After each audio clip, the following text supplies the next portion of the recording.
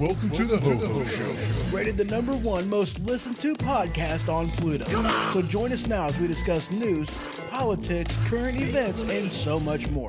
So clear the airwaves and strap in as we defend the Constitution because freedom matters.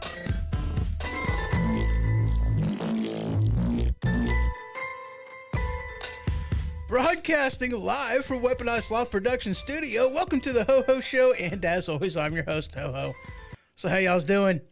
A little bit of a snafu pretty early on. Holy crap, I hit the wrong button on the stream deck, and instead of going to the intro video, I went right. Never mind. Stupidity happens. Yes, it does. I had to laugh. Holy crap, that was funny. That was good. I enjoyed that. Yeah. All right. Anyway, how y'all's doing? I hope you're doing good. I really do. We've got quite a bit of stuff. Well, maybe not quite a bit of stuff to talk about, but we kind of got quite a bit of stuff to talk about.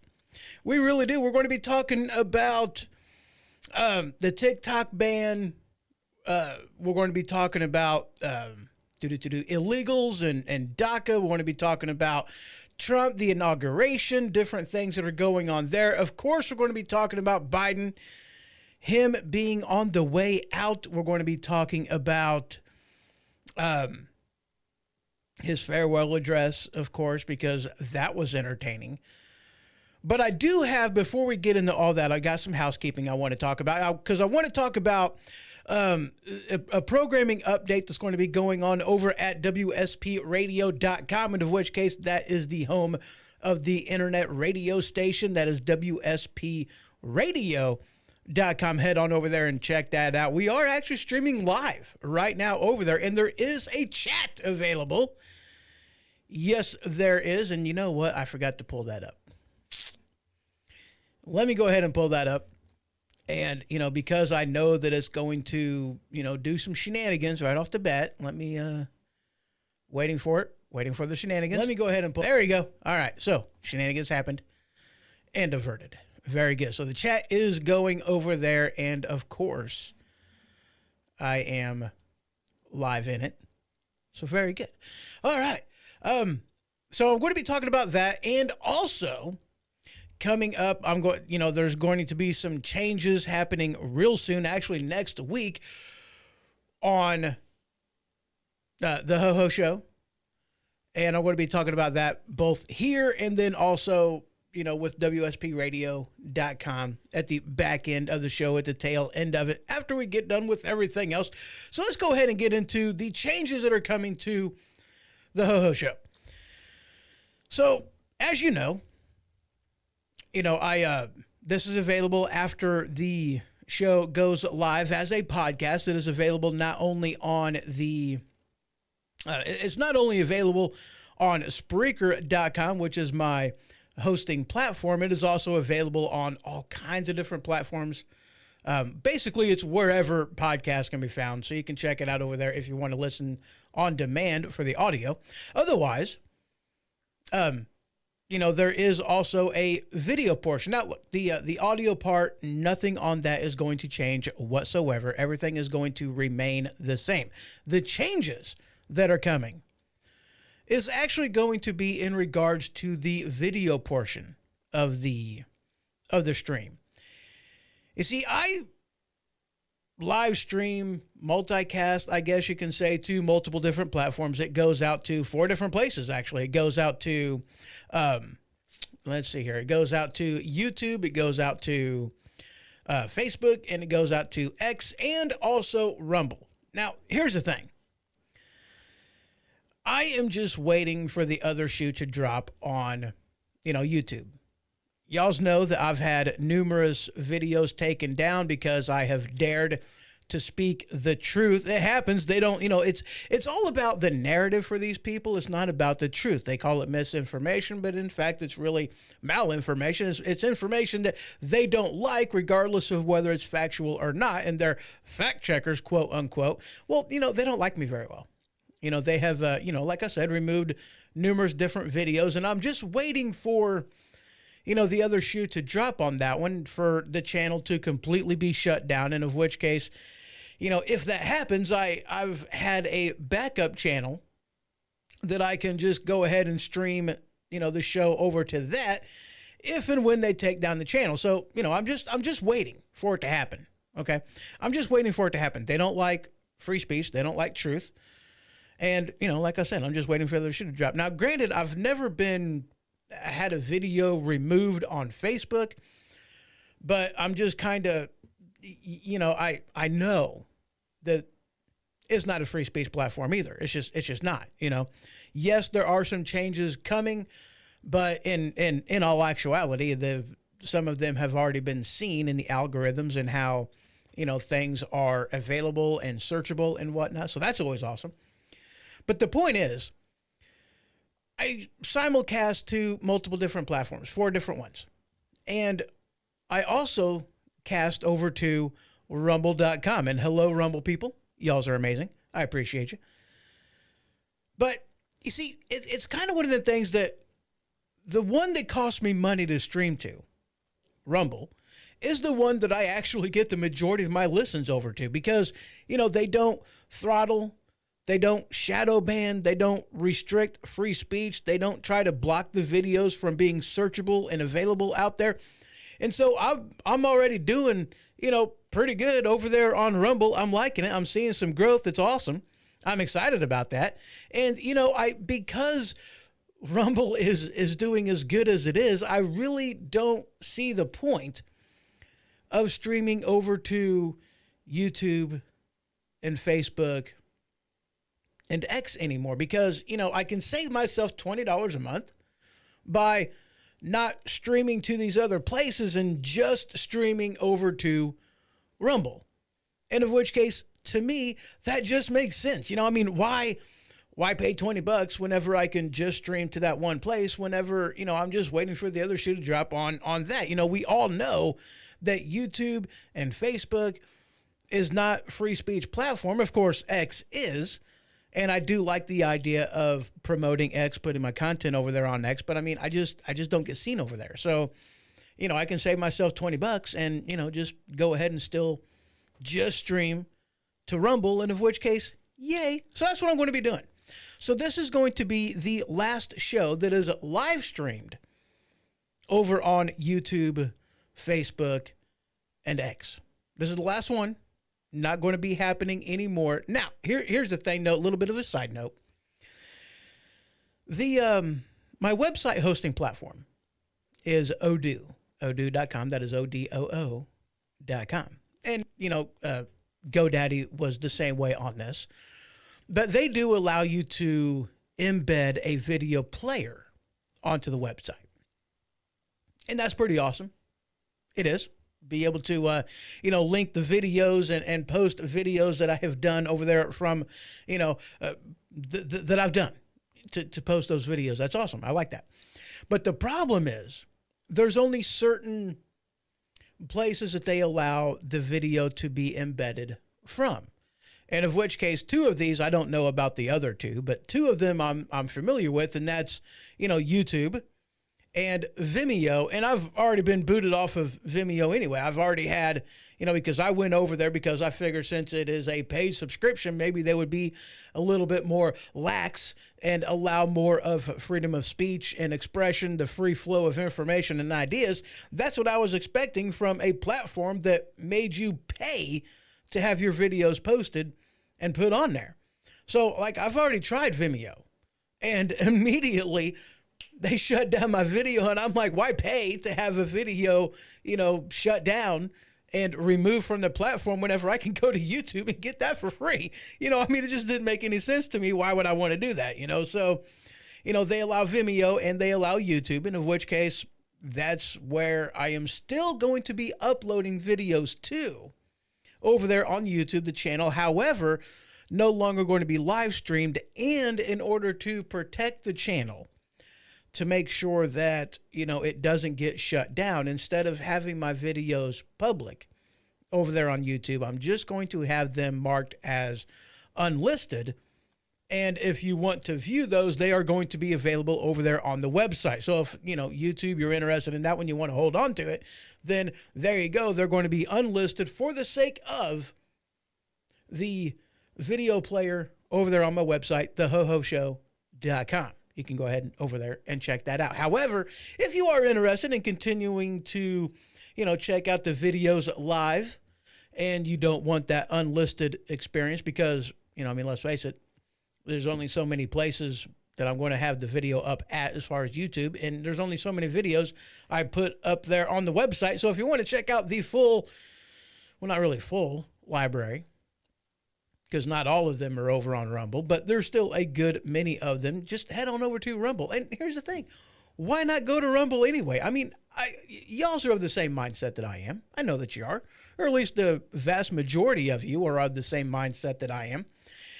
I don't, we're conservatives, right? Republicans, conservatives, we care about the Constitution. We care about freedoms. We care about rights. We care about free speech.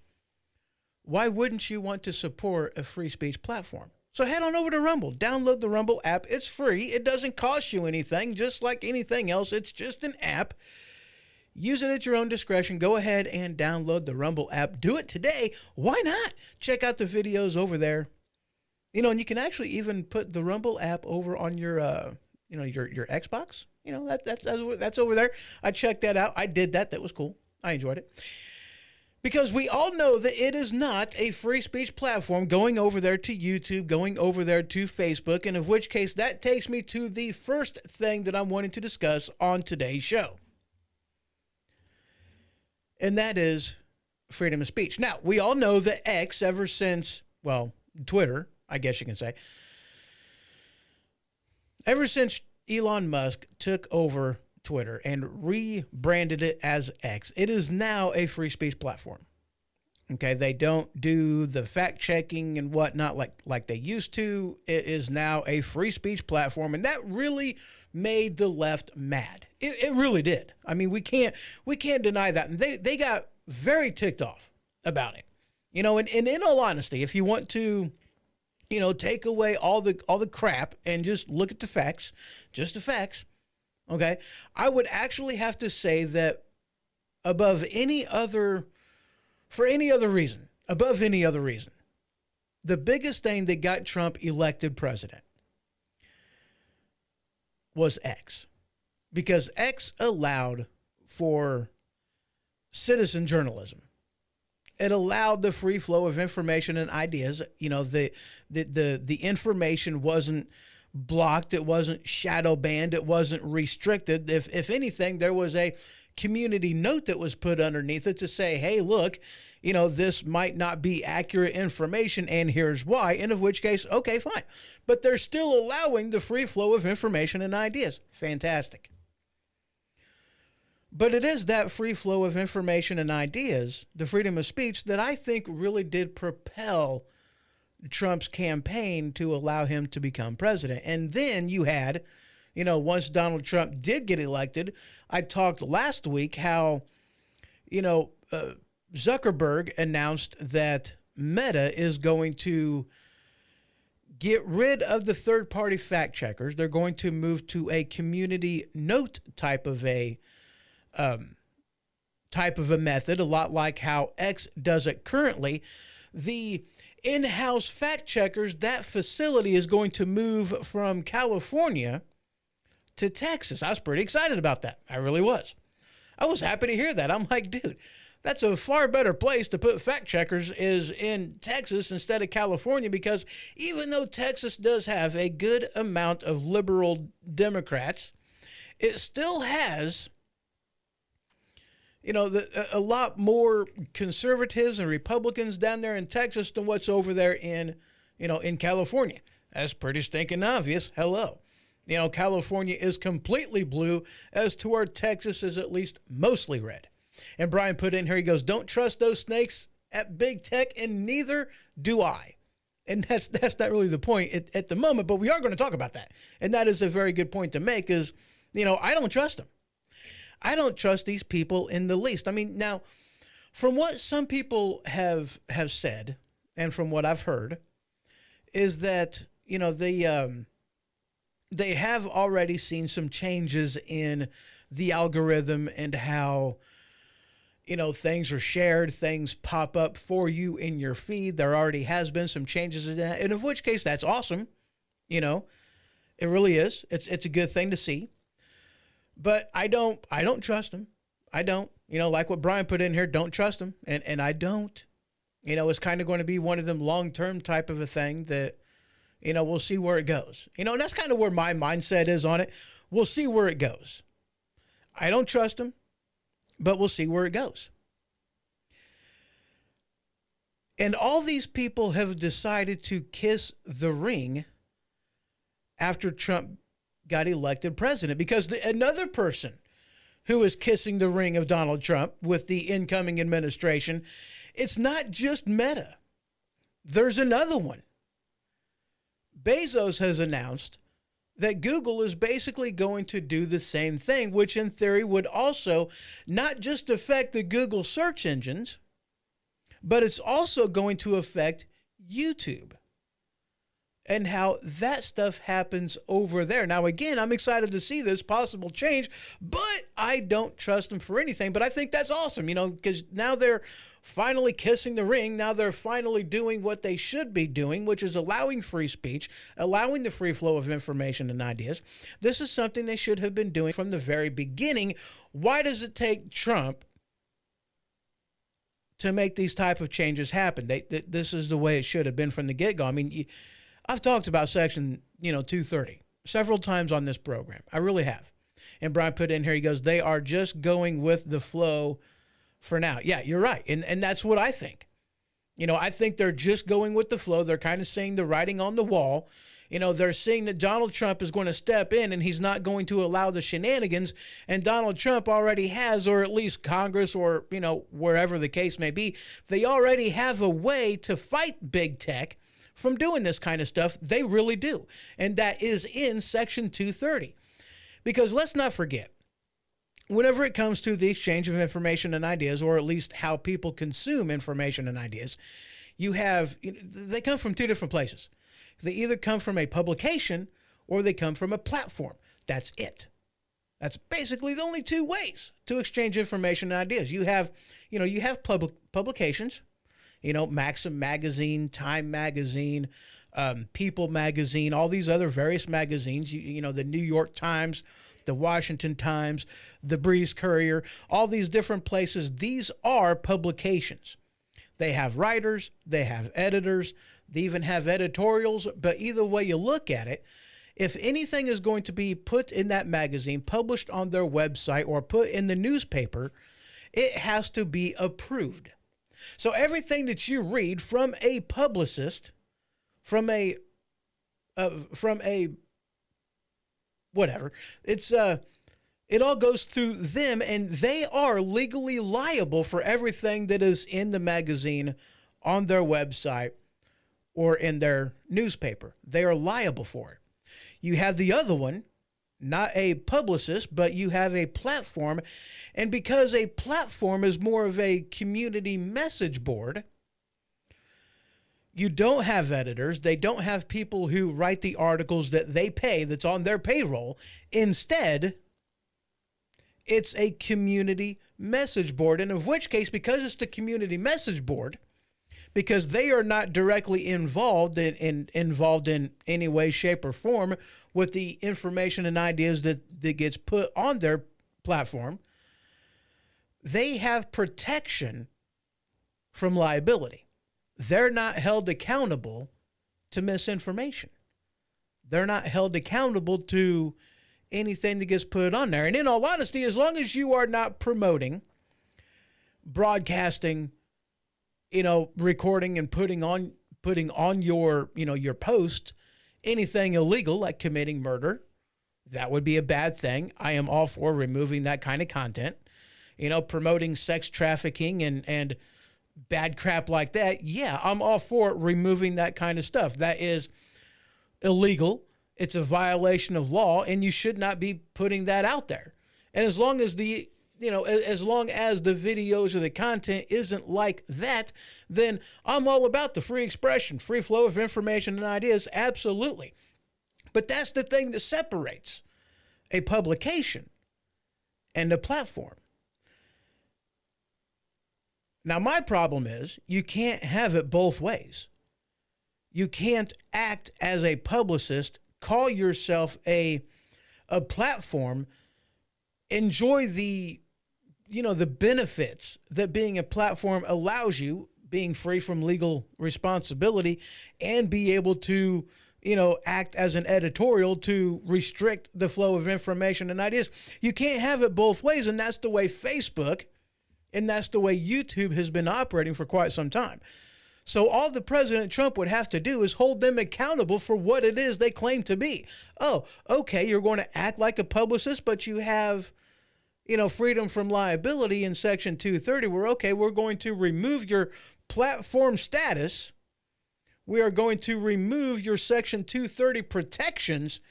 And if you're going to act like a publication, you're going to be treated as a publication. And that's the only thing Trump had to do.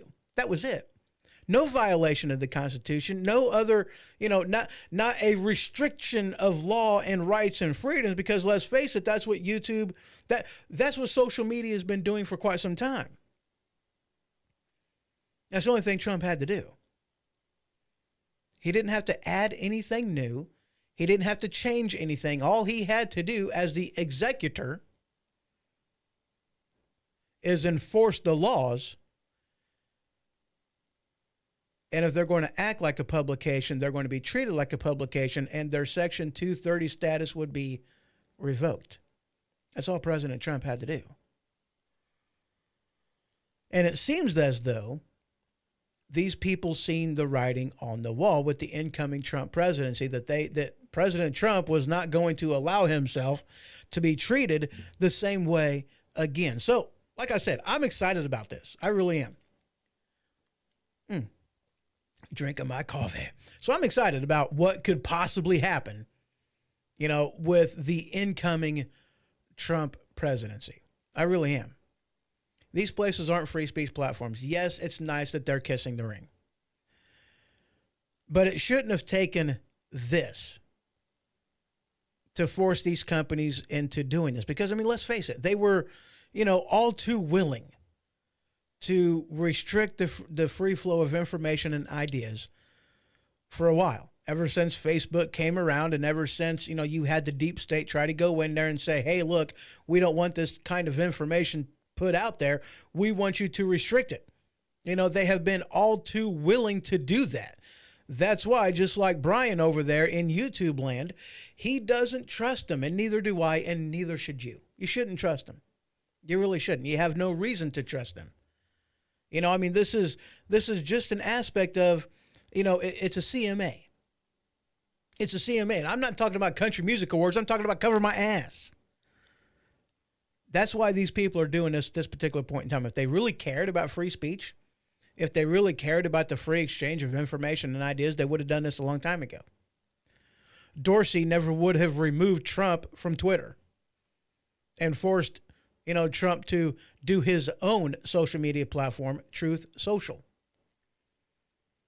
Elon Musk never would have bought Twitter if it wasn't for if they allowed the free flow of information and ideas. These things never would have happened. And let's not forget, okay? Let's not forget, let's always keep in mind that, the reason why, and we'll actually talk about this a little bit coming up in the next segment, because this truly was the first time, a momentous time in history, because it is the first time where the legacy news media, as being the political arm of the Democrat Party, wasn't in control of the narrative whenever it came to the election, or just in control of the narrative, period. This is the first time it's ever happened.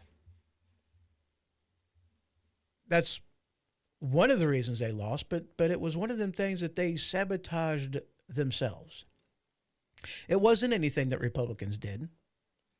It wasn't anything that Trump did. It wasn't anything that anybody else did. It was something that they did to themselves. And thanks to, free speech platforms out there like Rumble, like X, like Truth Social, allowing a place where conservatives and Republicans can go, that do support free speech, which, I mean, let's face it, you're talking over half of the American population. But thankfully, they allowed that because it opened a door for what we're seeing now. All right, guys, we're going to go ahead and take a quick break. And when I return, we're going to be talking about Biden's farewell address and some of the accusations that he has thrown out there regarding, just some of the things that's happened. His farewell address, did you see it? I think it was like 17 minutes long, the farewell address, the final speech of Biden's administration that he gave out of the Oval Office. We're going to talk about that just a couple minutes. Don't go anywhere. I'll be right back. Oscar walked these dusty trails with a stride so full of pride. A man built tough from head to toe, nothing he had to hide. Below his knee he'd had some strife, a leg not of his own, but every step he took in life, you'd never see him moan.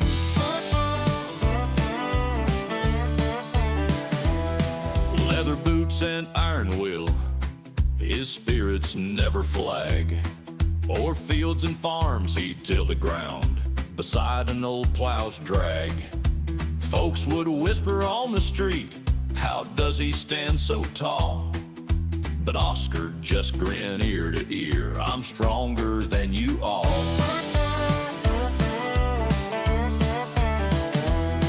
Oscar's boots keep moving on, no matter what comes down, through the night so dark and cold, or the sun-baked golden ground. He's got a heart of solid bronze, and a mind that's sharp and vast. Oscar shows us every day, the future's not the past. He drove an old Ford pickup truck, rusty but it ran, hauling every load and dream, this mighty simple man. Kids would gather around his feet just to hear him talk about the days he fought and won, the life within his walk.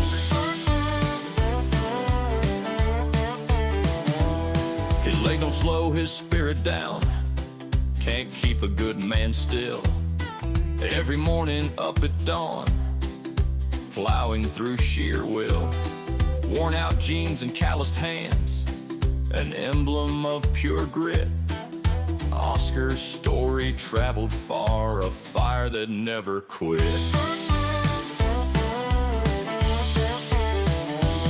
Oscar's boots keep moving on, no matter what comes down, through the night so dark and cold, or the sun-baked golden ground. He's got a heart of solid bronze, and a mind that's sharp and vast. Oscar shows us every day, the future's not the past. The future's not the past.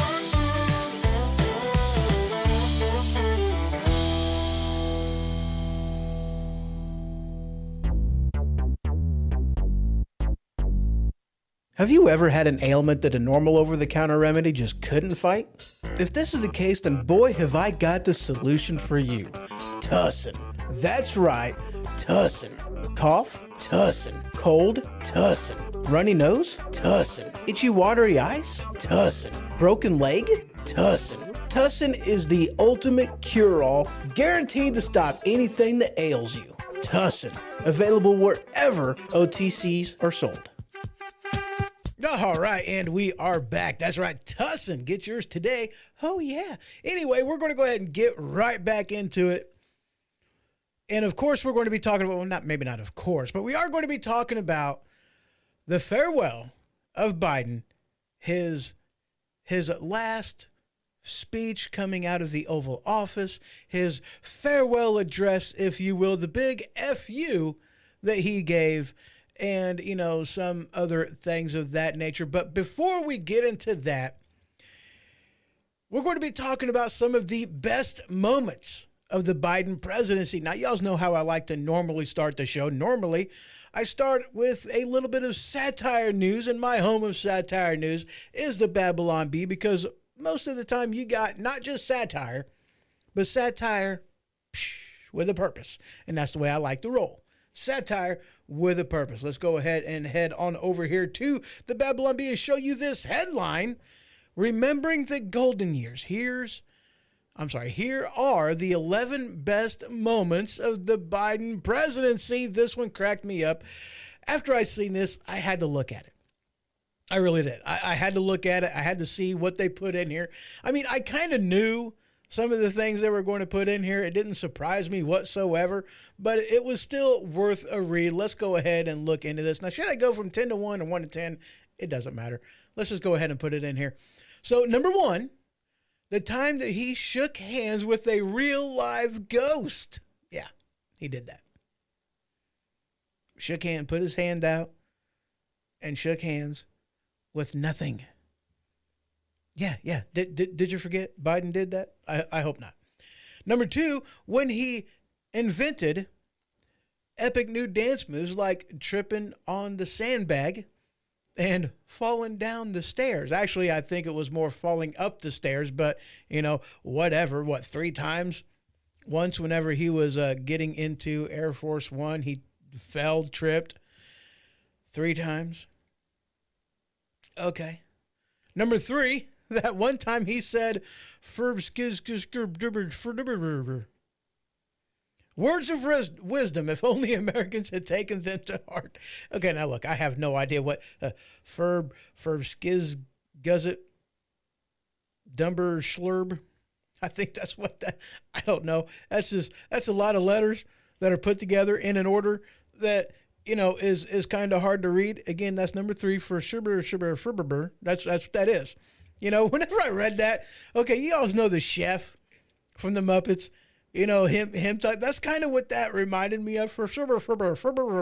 It's kind of, there's another character. I think there's another one maybe that might kind of portray a little bit better than, the chef. If y'all know whom that is, let me know down in the comments. That cracks me up. Anyway, number 4. When he asserted American dominance by fearlessly crapping his pants in front of the Pope. Yes, that just, it put fear in the hearts of all of our adversaries, whenever he had that happen. Now look, I think we all have had a poo story. I know I have. I know I've had many of them. And now the president, it gives me that warm and fuzzy feeling to know that the president of the United States of America, for however short the rest of his tenure is going to be, has had a poo story as epic as mine. I mean, now granted, I've never crapped myself in front of somebody as prominent as the Pope, but, still crap myself. As an adult, I mean, not as a kid in a diaper. Oh no. As an adult, it happens. Shit happens. Sometimes you just got to roll with it. Brian put in here, he goes, you got a VP making word salads and a press making letter soup. Yeah. Isn't that the truth? VP definitely is good at doing word salad. She never answers a question. Have you actually heard Kamala Harris or who met Camel Toe Harris? Have you ever heard her actually answer a question? Or does she respond to a question with word salad? That's all I've ever heard come out of her mouth is word salad. I've never heard her once answer a question. If I'm wrong, let me know, because I'm kind of curious now. Brian also put in here, he just wanted to one up George H.W. Bush for throwing up in Japan. Dude, I forgot about that. I did. Holy cow, yeah. Just kind of had a little bit of, there was I had a thing. I was, because that Bush was just sitting there going, all right, well, I can puke over here on the first lady here, but it just wouldn't be prudent. I could puke over here on, good old prime minister over there, but it just wouldn't be prudent. So I guess and then right in front of him. That's what happened. That's how it went down. He had that conversation going on in his head, right? I could puke over here. That'd be bad. She'll beat my ass. I can puke over here. That'd be bad. He might bomb me. I don't have no idea where the heck I'm going to puke that would be at least halfway acceptable in this kind of a situation. I had forgotten all about that, man. Thanks for reminding me. That's awesome. Where do we leave off? I think we left off. Number 5. Here we go. The time that he let his son bring a historic first baggie of cocaine into the White House. You know, that's, yeah. Number 6. That one time that he refused to acknowledge his granddaughter. Yeah. You know, I mean, that's great grandparenting skills, isn't it? Refusing to acknowledge your granddaughter. And see, number 7, the time he built a monumental pier in Gaza, the 8th wonder of the world, some people would say. Number 8, all the other times that he refused to acknowledge his granddaughter. You know, you can kind of see a trend building here.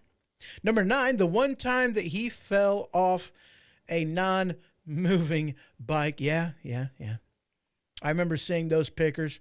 I remember that. I absolutely do. Number 10, bravely standing up there the whole time and saying all the words at the debate. You know, that was actually quite impressive that he was able to stand there the whole time. You know, it's just good for you, Mr. President, for being able to stand there during a debate. I mean, let's just forget all the times that, you know, Trump did it while they locked Biden away.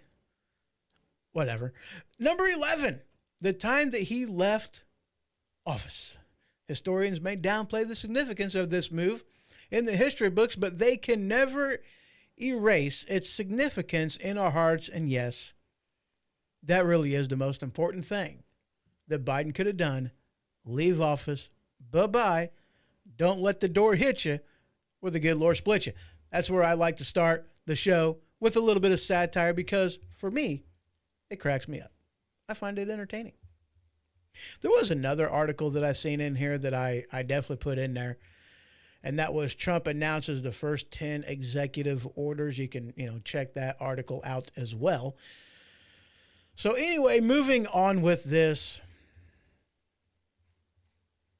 This headline from the Dispatch. Okay, now, first of all, I got to ask you a question. Did you actually watch the 17 and whatever minute speech that President Biden gave in the Oval Office? Basically, it was his farewell address. Did y'all see that? Did you take a listen? See? Was you even interested in the least? I, for one, I didn't. I was going to be honest with you. I didn't watch it. I didn't listen to it. 17 and a half minutes of listening to the president talk. I'm sorry. I just couldn't stomach that. I want to forget about about that man being in office. I just do. I didn't want to hear anything he had to say because I knew what was going to come out of his mouth. I really did. Didn't you? Didn't you know what was going to come out of the president's mouth? Because we basically knew that everything that came out of his mouth was going to be a lie. He was going to downplay all the negative crap that the Democrats have been doing in office for the past 4 years and even before.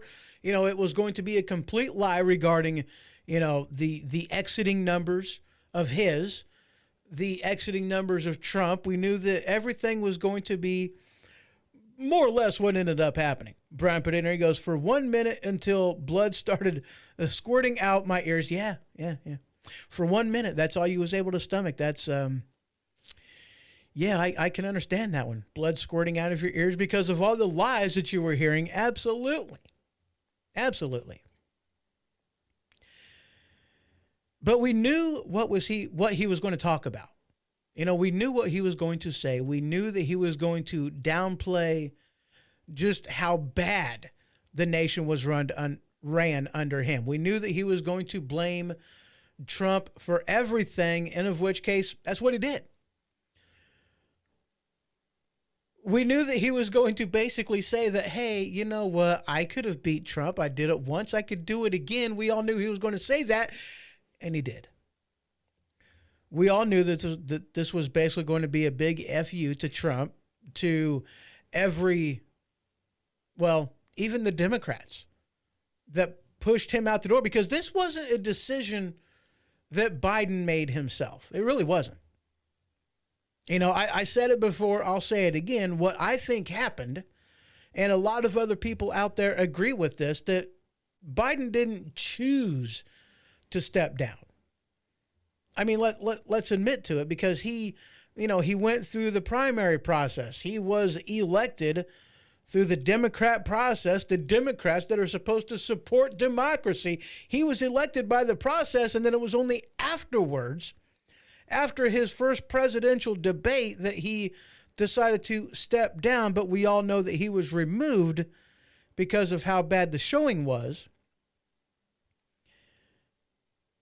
We all know this. He didn't step down. He was removed. He was dethroned. And then, they put on the pedestal, Kamala Harris, somebody whom, barely got 1% of the votes in the primary in 2016 and wasn't even on the ballot, the primary. Nobody voted for her. And yet the Democrat Party, who is supposed to be in love with democracy, even though we are not a democracy, we are a constitutional republic, but that's beside the point. This is what democracy looks like. Yeah, whatever. Sit down. Shut up. Cuddle your teddy bear. Go into the woods and find a bear that you like so much. Nobody cares. We all knew what Biden was going to talk about during his farewell address. And from what little I know about it, from what little I have heard about it, from the different clips that I've heard about it, he didn't disappoint. I mean, that's exactly what he did in his farewell address. He blamed everybody but himself. He blamed everybody but the Democrat policies. He blamed everybody except himself. Did he blame Kamala Harris for anything? I don't think he did. But then again, I'm not exactly sure. I'm just not sure. So yeah. But this headline, and I got to be honest with you, I put this one in here surely for the headline because I thought it was absolutely hilarious. Take a gander at this. This headline is from the Dispatch. Pulling it out of Uranus. I seen that and I had to laugh. I really did. That's an amazing headline. Pulling it out of Uranus, because we all know what they're talking about. Although I did pronounce that wrong. I believe the actual planet is pronounced Uranus. But I'm sorry. That clearly says Uranus. That's what it says to me. Anyway, in here it says, on the president's unserious declaration that an equal rights amendment is suddenly law. I don't know if you all's heard this or not. I don't know if you all were privy to the conversation. I don't know if you heard it at all. But are you going to really? That's what you're going to do to me? Okay. All right. Well, let's get rid of that one. But yeah, he was talking in his speech. All right. Well, I guess we'll get rid of this one too. But he was talking in his speech about. And I got to find it. Okay, well, let's get into this headline from National Review. It's the same topic, just a different headline. Democrats, the Constitution is whatever we say it is. That's how the Democrats actually feel about this stuff. I mean, it really is. And what they were talking about, or what Biden was talking about in this speech, was so-called Equal Rights Amendment, which is not and never has been ratified by the terms of Article 5. It is not now the 28th Amendment of the United States Constitution, but according to Biden, it is. But he was talking about, I believe it was like sexual rights or something like that. That's what he was talking about, so-called equal rights. It might have been equal rights I don't remember, but it was equal rights. And apparently he made that part of the, made that a part of the Constitution by himself without any congressional oversight. Nobody else helped him with this. But he declared that the Equal Rights Amendment, the 28th Amendment, is now part of the Constitution, and it's not. Let me try to find what that was, because again, I don't remember what exactly it was. But you know what? It doesn't matter. It doesn't matter. I think one of the things it was with women's equal rights with women's or something like that, equality was something, and I mean, it's not, it might've been, man, I really wish I was able to find what that was. But anyway, the point is he arbitrarily made something part of the Constitution that isn't actually part of the Constitution. The man's off his rocker. Let's just say it what it is. The man's off his rocker. He's nutty. He's crazy. Why in the world is he still there? I have absolutely no idea whatsoever. This headline from oh yeah, that's what that one was. An article from the New York Times. If you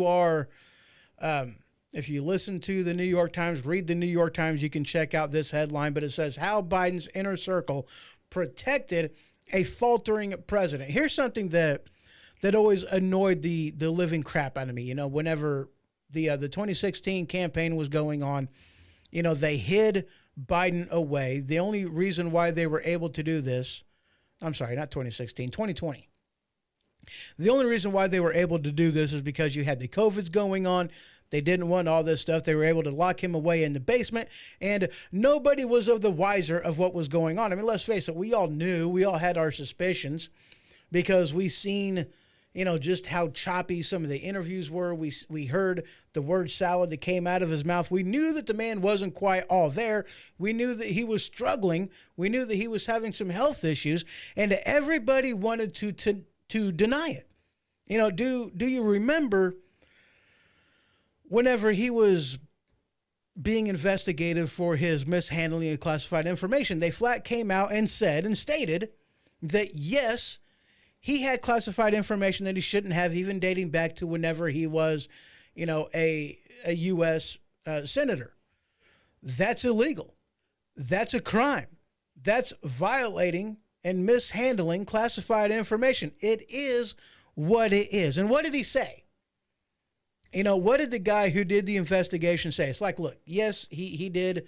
He is guilty of mishandling classified information. My investigation did verify that he mishandled classified information.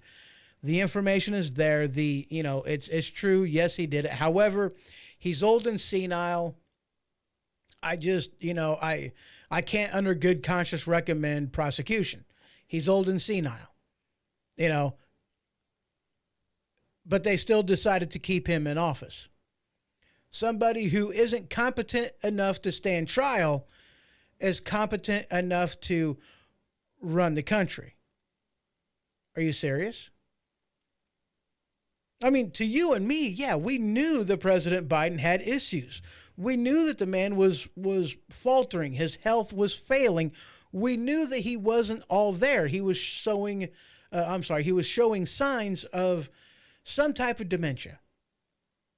The people whom are in the know, whom have, lived with people with dementia, had to, deal with it. I don't want to say put up with it, but whom have had to deal with it, they recognize the signs. They seen the signs. They were like, yeah, okay.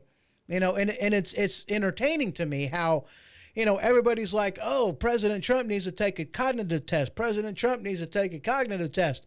And then whenever, we were crying out, why doesn't Biden take a cognitive test? We're like, oh, no. We can't have that. President Biden runs circles around everybody. The man is, the first one up, the last one to go to bed, even though, never mind. We all knew that it was a lie. And everybody protected Biden. Didn't they? Not just his inner circle, not just everybody, Kamala Harris, but the Democrats in general protected him throughout his entire presidency. And even before he ran on the campaign trail, everybody protected Biden. And now you're having news organizations, you're having everybody go, yeah, we know his health was faltering. We do. We know it.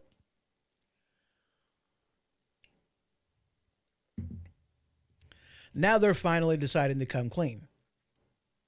because they realize that they have a problem. And that's more or less what it amounts to. They know that they have a problem. They know that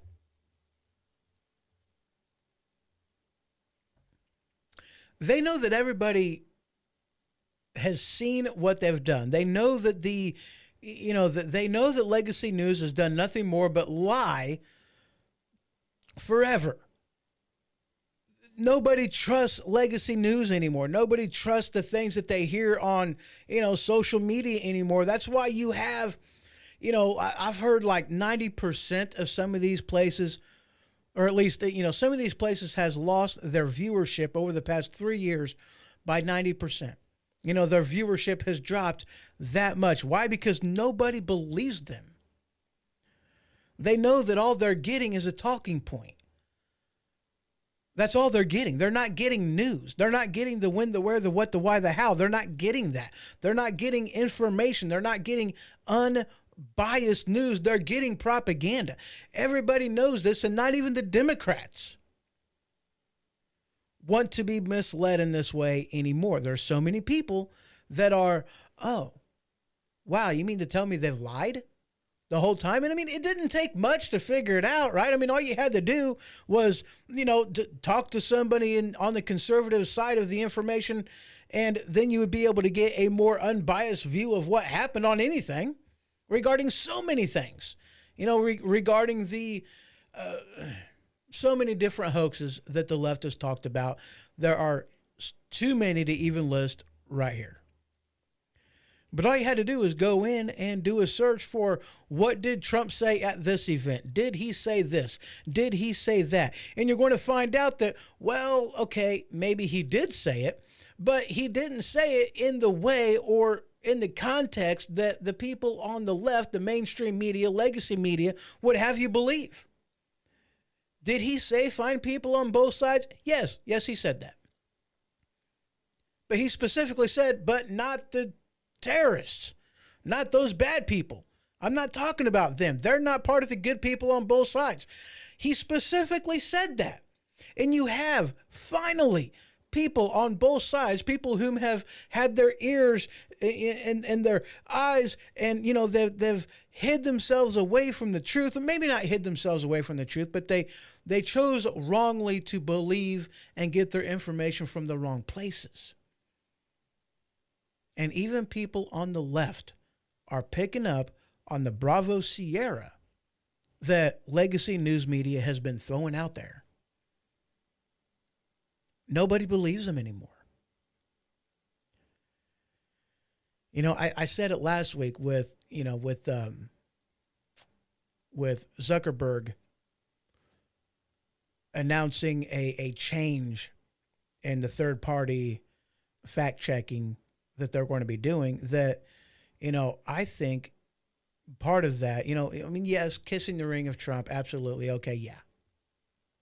But I think it's deeper than that, because I think that since a platform, now look, Truth Social, I don't think gained as much traction as what some people were hoping, definitely Trump. And why would Trump put Truth Social first over on Apple instead of in the Google Play Store? That made zero sense to me, but whatever, it is what it is. That made no sense to me why he would, whatever. I thought it was ridiculous. But anyway, any rate,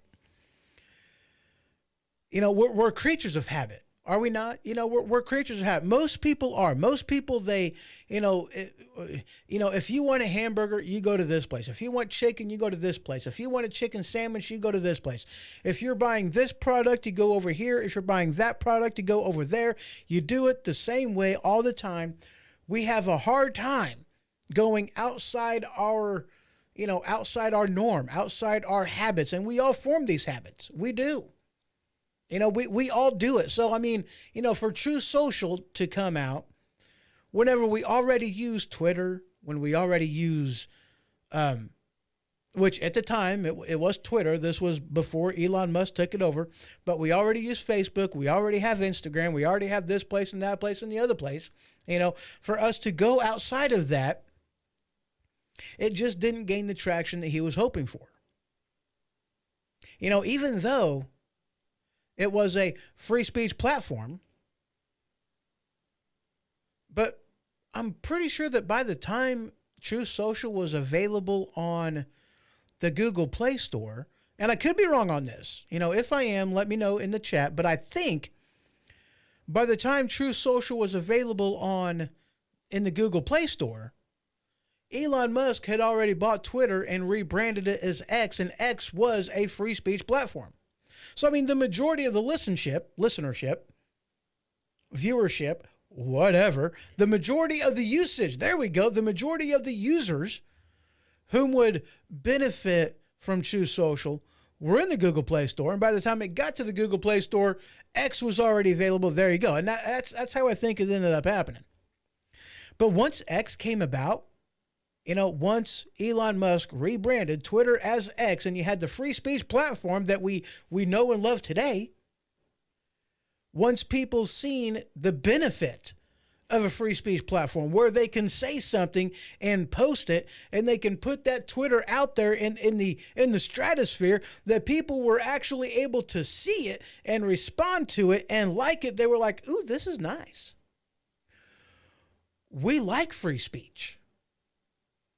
When they finally was able to experience the benefit of a social media platform that honored the Constitution and free speech and didn't ban people and block people and, you know, keep your information from being spread whenever that didn't happen, and the word was actually able to fly. I forgot to mute my phone. Holy crap. I apologize. Let me go ahead and do that right quick. There we go. Now we are on vibrate. But once they experience for themselves in a platform they already use how wonderful a free speech platform can be, then I think, and I could be wrong, but I think that's whenever Mark Zuckerberg started to see a hit on Facebook. Because whenever you have half the population that want free speech, know there is a difference. They want free speech. They want the free flow of information and ideas. Whenever they truly want it, and the rest of the population deserve it. They may not want it, but they deserve it. They should have it, regardless. But whenever you basically ostracize half of the people who use the platform, half of the American population, whenever you ostracize all these different people, of course you're going to have some kind of a hit in your usage. And I think he's seen that. I think Google has seen a huge drop in people using their search engine. I think Google has seen a huge drop in that. I think YouTube through Rumble has seen a huge drop in usership, especially over there on, as far as conservative media is concerned, and I really hope to see in the very near future, I really hope to see more people leaving YouTube and actually going over to Rumble. I hope to see that. I really do. Let's face it. YouTube is huge. It's a huge conglomerate. I mean, if you want to, YouTube is the second biggest search engine, only second to Google, which are still owned by the same freaking people. So, the biggest search engine is the 1 and 2 slot is held by the same company. If you're going to search anything, how to do this, how to do that, everybody goes to Google. Everybody goes to YouTube. I would like Rumble. I would love to see Rumble being used in this kind of fashion as well. I really would. There's all kinds of heavy hitters over there, content creators, that you just don't see the how-tos over there on Rumble like you see on YouTube. And I really hope that changes in the very near future. I do. I would love to see that change. So his farewell address was full of nothing but crap. It was full of nothing but falsehoods. It was full of nothing but lies. That's what we've seen in Biden's farewell address. He blamed everybody but himself. Now we're going to go ahead and take a quick break. And when I return, we're going to be talking about what's going to happen on Monday. Because Monday, January 20th, is Trump's inauguration. We're going to be talking about that. We're going to be talking about who is going to be there, the lineup of musicians. We're going to be talking about what to expect in Trump's first opening days, the first 100, the first year, what have you. That's what we're going to be talking about right on the other side of this. This is the HoHO Show. Don't go anywhere. Milk and cheese, they taught me bad. Stomach screaming, everything's mad. Glass of white, no friend of mine. Pain unfurls, can't toe the line.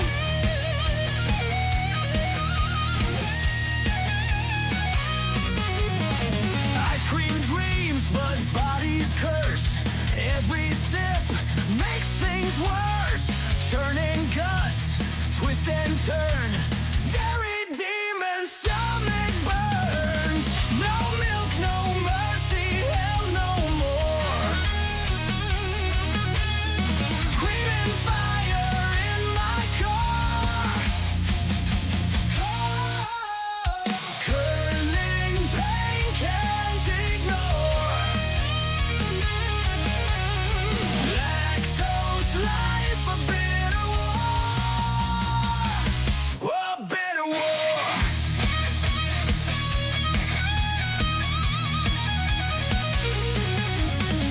Cheese pizza, a deadly trap. One bite sends a thunderclap. Frozen treats, a sweet mirage. Endless aches in body's garage.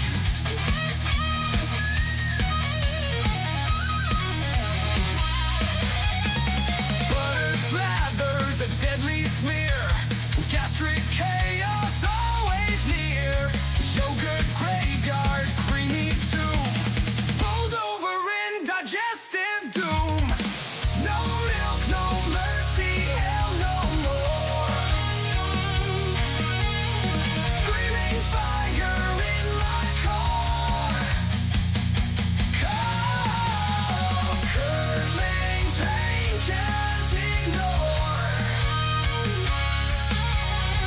Lactose life, a bitter war. A bitter war.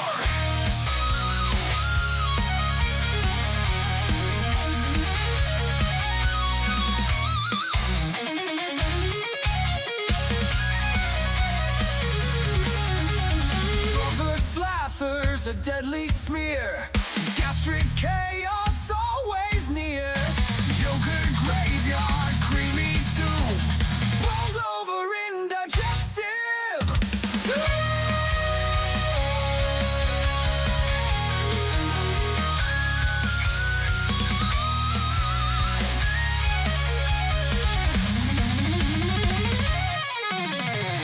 No milk, no mercy, hell no more.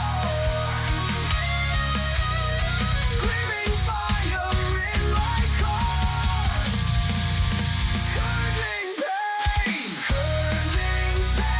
can't ignore. Lactose life, a bitter war. The bitter war. No. Take the bitter war.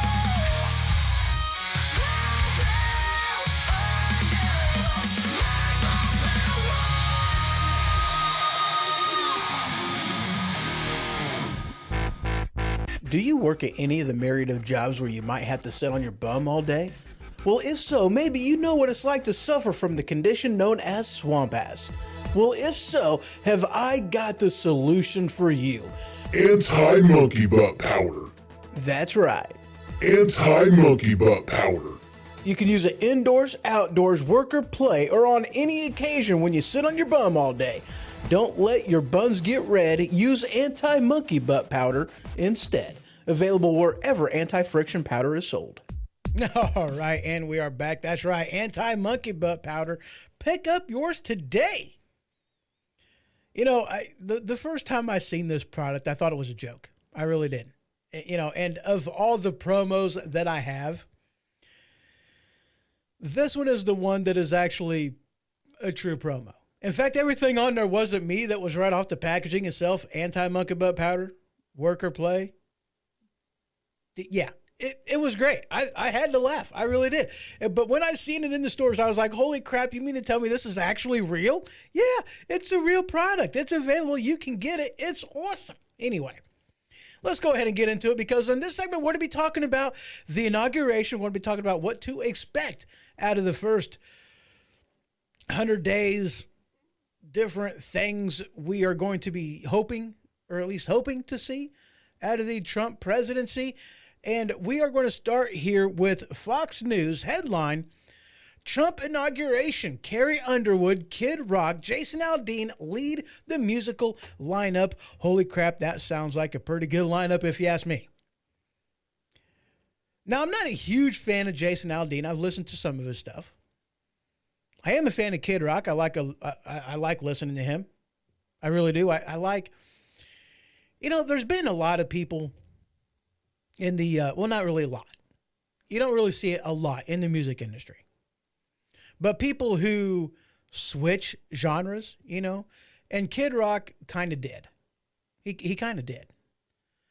You know, who's another one out there? You know, the lead singer from Stained. Oh, good grief. What's his name? Oh, wow. I can't believe his name just, man, I'm going to have to look this up, because that's going to annoy the crap out of me. I know who he is. You know, Andrew Wilkow with the Wilkow Majority plays, you know, every Friday, you know, closes his show with one of his songs. Lead singer of Stained. I can't. Aaron Lewis. Oh my God. Why could I not come up with that? Good grief. Dude. Have you ever had that happen to you? You know, where information that you know is in your head and you try to pull it out. You know, you know it's up there. You know it's in there. And you know it wasn't that very long ago that you heard his name, or you even said his name. It might have been earlier that day. It might have been an hour ago. And then whenever time comes for you to pull that information out, it's like the Rolodex in your head just explodes. And it's like, I can't find the right, you know, and you got to search and rummage. And it's like, Have you ever had that happen to you? It happens to me. It really does. I hope I'm not the only one out there. I really don't, but that's what happened to me. You know, I knew his name, Aaron Lewis, but he's another one who, you know, switched the genre and kind of broke away from tradition, because you just don't normally see that happen. You know, and that's one of the things with Kid Rock. You know, I kind of like what he did with, not really with country. It's more like, you know, rocket country. Country rock. I guess that'd be a better one, right? Country rock. That's kind of a better term to use in there. Rocket country. Holy crap. Country rock, rocket country. That kind of came, you know, rockabilly is a thing, right? And that's kind of where rocket country came in. Anyway, I know things are weird up here. It really is. I'm a little weird. It happens, all right? It does. It happens. So, yeah, Carrie Underwood, Kid Rock, Jason Aldean. You know, I was listening to never mind, it doesn't matter. It doesn't matter. So, if y'all's checked out the magazine for this here episode, you would have seen something absolutely hilarious. Because I know I found it funny. And that is the main picture for today's show. It is the official Trump portrait. And if y'all take a look right here, here it is right here. Bam, the official Trump portrait. Now, for those of you that are listening over there in podcast land, let me explain to you what it is that the viewers are seeing on the screen. It is the Trump mugshot. That's what it is. It's the Trump mugshot with, that pose that he did in that picture. And that he was standing in front of a mirror, for hours, just going, what's the best? How should I do this? That's what Trump did. I mean, I would have been that guy. I would have done that. So, that's what Trump did. He was posing in front of that mirror, right? And this was where he was like, yes, that's the look. That is the message I'm wanting to portray. That is the exact words that I am wanting to come out of my face during this mugshot picture. That's what I want. It was, and I'm ticked off about what's going on with this lawfare, with breaking the laws in order to, and changing laws and doing all this other kind of stuff to attack me only because I have the gall to run again, to shake things up and threaten the status quo in Washington. That's the face. That's it. But it's basically his mugshot pose with, that's the American flag in the background on one side, and I don't know, maybe something else on the other. It's kind of I'm not even sure what it is. It's blurry. You can't see it real well. It just, whatever. But it's the mugshot with the American flag in the backdrop. That's what it is. And I seen that and I'm like, okay, that's hilarious. That's funny. Now, if you head on over to the HoHoShow.com and you go to the newsfeed tab, you'll see a different photo up there. You see, whenever I put the blog up for the newsfeed and embed the magazine over there, the Flipboard magazine over there, I have to download whatever picture you see in the newsfeed. I got to download that. So I'm going to go ahead and show you. I can't, let the cat out of the bag early. But I got to download that picture myself. Okay? I do. So whenever you look at these, that's what you see is a picture that I downloaded. And I try to keep this more or less the same with whatever magazine cover that I'm using. And if it's not the same picture, it's within the scope of what that picture is. And you can see some of the pictures, that I have in here right now. And here is the one for this episode. The Second Coming. And it's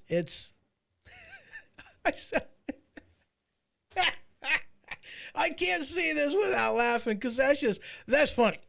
That's funny. It really is. And to get a full view of the picture, that's what the actual picture is. And what I did is I went on the DuckDuckGo and I searched for the Trump portrait.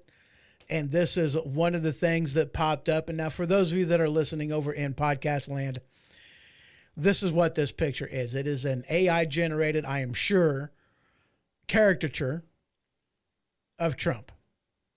And it's almost like a bobblehead kind of a thing, but with if a bobblehead could, basically have an actual stance and pose, that's what you got. So big head and the body is smaller than the head. It is. You've got the hair. You've got the mean mug going on, the mean face. You got the furrowed brow. It is absolutely hilarious. It is awesome. It is spectacular. The outfit that he's wearing, it made me laugh. Holy crap. I definitely recommend heading over to thehohoshow.com. Click on that newsfeed tab. Check out, just if nothing else, check out the image that I use in it. I hope you get a kick out of it as much as I did. I thought it was hilarious. I mean, come on. That's funny. Oh, that is awesome. Yeah, and I don't even know where this image came from. No, I did not make it. It came out of the, it came out of DuckDuckGo with the image search. That was it. Maybe you can find it yourself, download it, have fun with it. I thought it was absolutely hilarious. I might use that somewhere. I might. Yeah, I mean, that's possible. I might end up using that. Oh, that is so good. That is so good. I love it. Check it out yourself. So anyway, let's move on. Let's get serious now, right? Let's get serious. So that is what, now I don't know how true this is. I really don't. I've kind of seen this from a couple different places that this is going to be the official Trump portrait that will be in the White House and available on the records and whatever, his official portrait, presidency portrait, and all the presidents have this. This isn't anything new. This isn't like President Trump is the only one that's ever done this. I mean, not a mean mug portrait, but, a presidential portrait. They all have them. And I don't know how true this is, that if this is the actual portrait. I hope it is. I mean, I really do. I hope this is the presidential portrait, don't you? Isn't this just the best presidential portrait you've ever seen? President Trump just mean mugging with American flag as the backdrop. I mean, holy crap. The only thing that can make this better is if you incorporate somehow, some way, some shape or form, an eagle in there too, right? I mean, that would just be the icing on the cake. It would be awesome. It really would be. I don't know how true this is. I really don't. I hope that it is. I hope this is the presidential portrait for one Donald J. Trump. I really do. I really do. So let's go ahead and move on. Now, again, I talked about this article from the Babylon Bee. Trump announces the first 10 executive orders. We're going to breeze through these really quick. Number one, an executive order granting himself unlimited executive orders. How has no one else thought of this? This is amazing. Why not do this? It's like, rubbing the bottle, the lamp of a genie, and then your first wish is unlimited wishes. Isn't that what we all would want? An executive order granting himself unlimited executive orders. That would be amazing. Number two, McDonald's must keep the McRib on the menu all year round. I think we all could agree that would be a good thing to see the McRib available all year round. I mean, come on. Isn't it only the best sandwich that McDonald's has to offer? A 6-foot sign saying that you must be this tall to enter will be placed at the southern border. Immigration problem solved. Number four, J.D. Vance has to stop wearing eyeliner because it's so distracting. I mean, come on, man. Number five, all current children's television programming will be canceled and replaced with Legends of the Hidden Temple. Thank you, sir. I have absolutely no idea what this is. Maybe you do, Legends of the Hidden Temple. I have no idea. I think instead it should be, all children's programming should be replaced with the Dark Crystal. There you go. If you've ever wondered why Gen Xers are so jacked up in the head, I mean, have you experienced some of the video games that we had growing up, from the Atari? Did you experience any of those? Did you watch some of the stuff that was considered and classified as children's programming, like the Dark Crystal? That was a jacked up movie, might I add. The Secret of Nim was another one that was kind of jacked up. The Never Ending Story emotionally scarred every single childhood, or every child of my generation. If you ever wonder why we're so jacked up in the head, why we have the mentality that we have, experience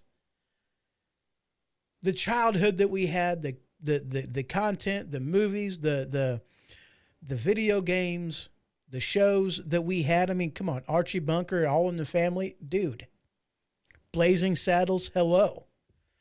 There's a reason that we are the FAFO generation, and these are the reasons. It is. I'm just saying, just throwing that out there. Anyway, I have no idea about Legends of the Hidden Temple. I would much rather see, the Dark Crystal as the one to use. But anyway, that's just me. Number 6, the U.S. will no longer recognize Norway as a country, not for any other reason, just because we can. Number 7, all women will be required to lose 10 pounds by swimming season. Honestly, this one's kind of sexist, but, okay. Number 8, in lieu of national anthem, everyone must do the YMCA before any sporting event. So much greatness. Why wouldn't you want to do that? That would just be epic, right? The YMCA as a dance being done. Yeah, the YMCA. Why not? I mean, it's only done by one of the greatest bands of all time, Queen. I mean, hello. They're an excellent band. They really are. Number 9. Oh, I'm all for this one. Serving veggie burgers will now be a capital offense. Yeah, I'm all about this one. This was good. Number 10. Whoopi Goldberg will be separated from her husband and assigned a white man to marry. I thought that was hilarious. So that is the Babylon Bee's top 10 first executive orders that Donald Trump should do. There you go. Check that article out, Babylon Bee. Yeah. But since we're talking about executive orders, right? This headline or article from the Daily Signal, I think that we're going to take a lot of hate. No, wait. I think we're going to take a lot of hate. Borders are, Tom Holland says about Trump's inauguration. Oh, that's not the headline I thought that was supposed to be. Where's the headline? Where's Jim? Nope, that's not it. Well, that's not what I thought.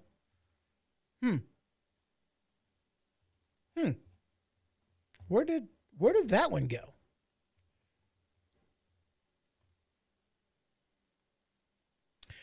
Okay, so this is kind of funny, okay? If you look over here, I've seen this happen before. This isn't the first time this has happened. I've seen an article, a headline for an article, and it not match up whenever I click on it, and it's happened again. Now, as you can see right here, you got people are going to be pleased with Trump's executive orders. The border czar Tom Homan pledges, and of which case that was what I thought the article was going to be.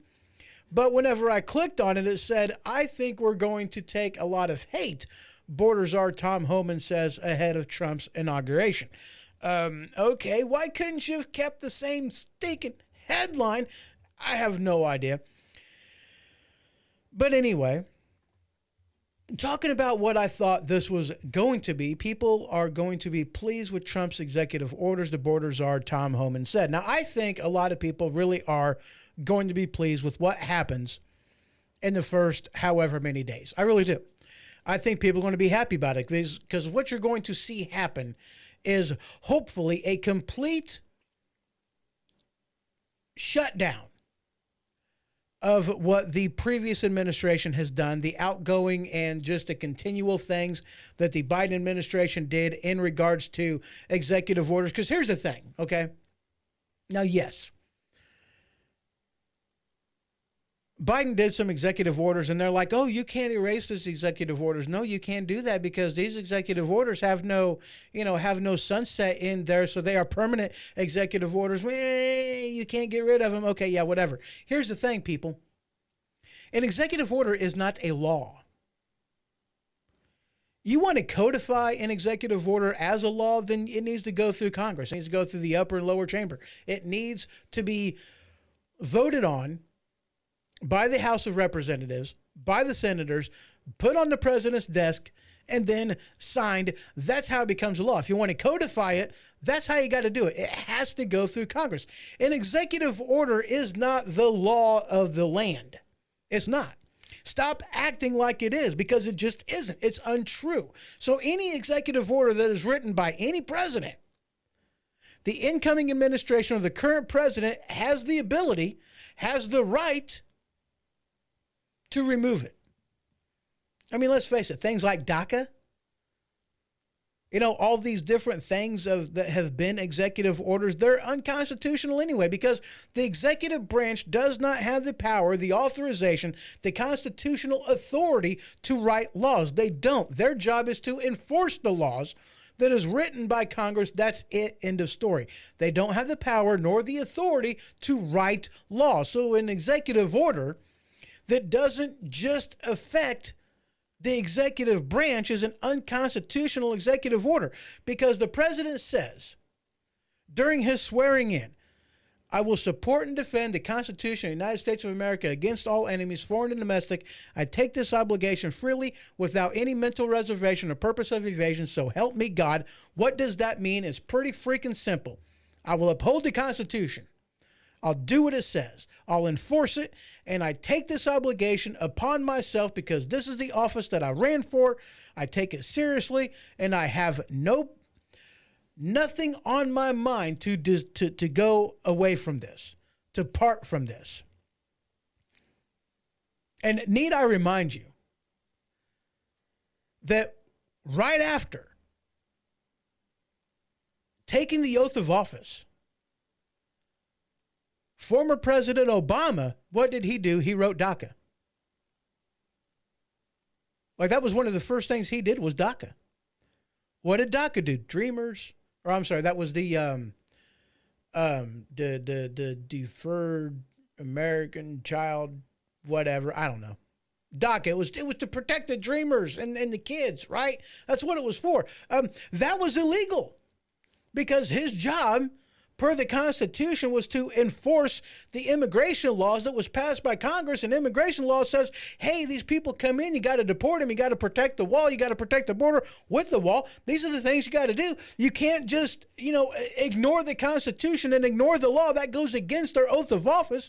That goes against the Constitution. Holy crap, why is that so hard to understand? He violated the Constitution right after he took the office, saying that he wouldn't do that. Biden did the same thing. Whenever he ignored his job, failed to defend the border, failed to stop the illegal crossing, and failed to enforce the laws of the land, that was his job. And now you have the incoming president, whom they are trying to block him from doing his job. I mean, let's face it, that's what the Democrats are doing right now. They have a plan to try to make President Trump impotent. See, I was listening to the Bongino show the other day, and Matt Locke even talked about it too. Matt Locke of Voice of the Working Man podcast. These are two people that I listen to religiously. Well, maybe not religiously, but I listen to every day. Not every day, but I listen to all their episodes. Yeah. I listen to their episodes. And I believe it was Bongino who said that, oh, holy crap, where was I going with that? I don't remember. It happens. I don't even remember.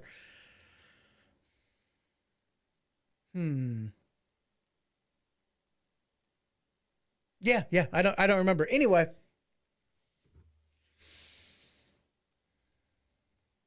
their job is to protect the border. Their job is to do these things. That is their job. That is what they're supposed to be doing. And any violation of that is a violation of their oath of office and is grounds for impeachment. It is what it is. Okay. Oh yeah, that's right. That's right. What Bongino said is that, they are doing these different things to basically make it harder for Trump to, follow through with his agenda and do what it is that President Trump wants to do within his first 100 days, or at least in a time frame that, that he'll be able to do the things he wants to do. Because if President Trump is spending all of his time trying to undo the things that Biden did, then he's not doing the things that he wants to do. Okay, that's more or less what what Bongino was talking about. that he's doing all these things on the way out to sabotage Trump's presidency, to force President Trump to take action.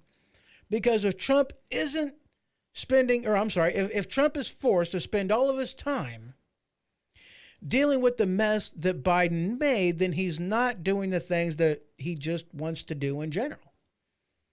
Now, I mostly agree with that. I really do. I mostly agree with that. But, I mean, let's face it, one of the things that, you know,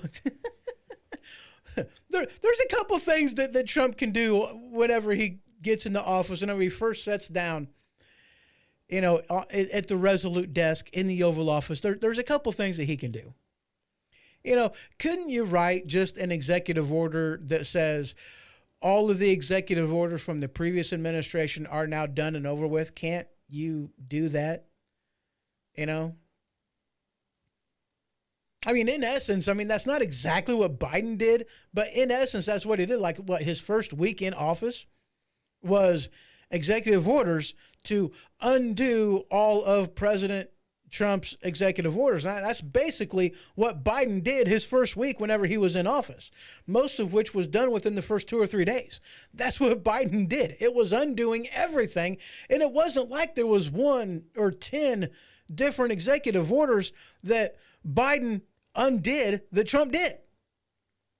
I mean, it was a significant amount of executive orders that Trump had to do an executive order, or I'm sorry, that Biden did an executive order to undo of what Trump did.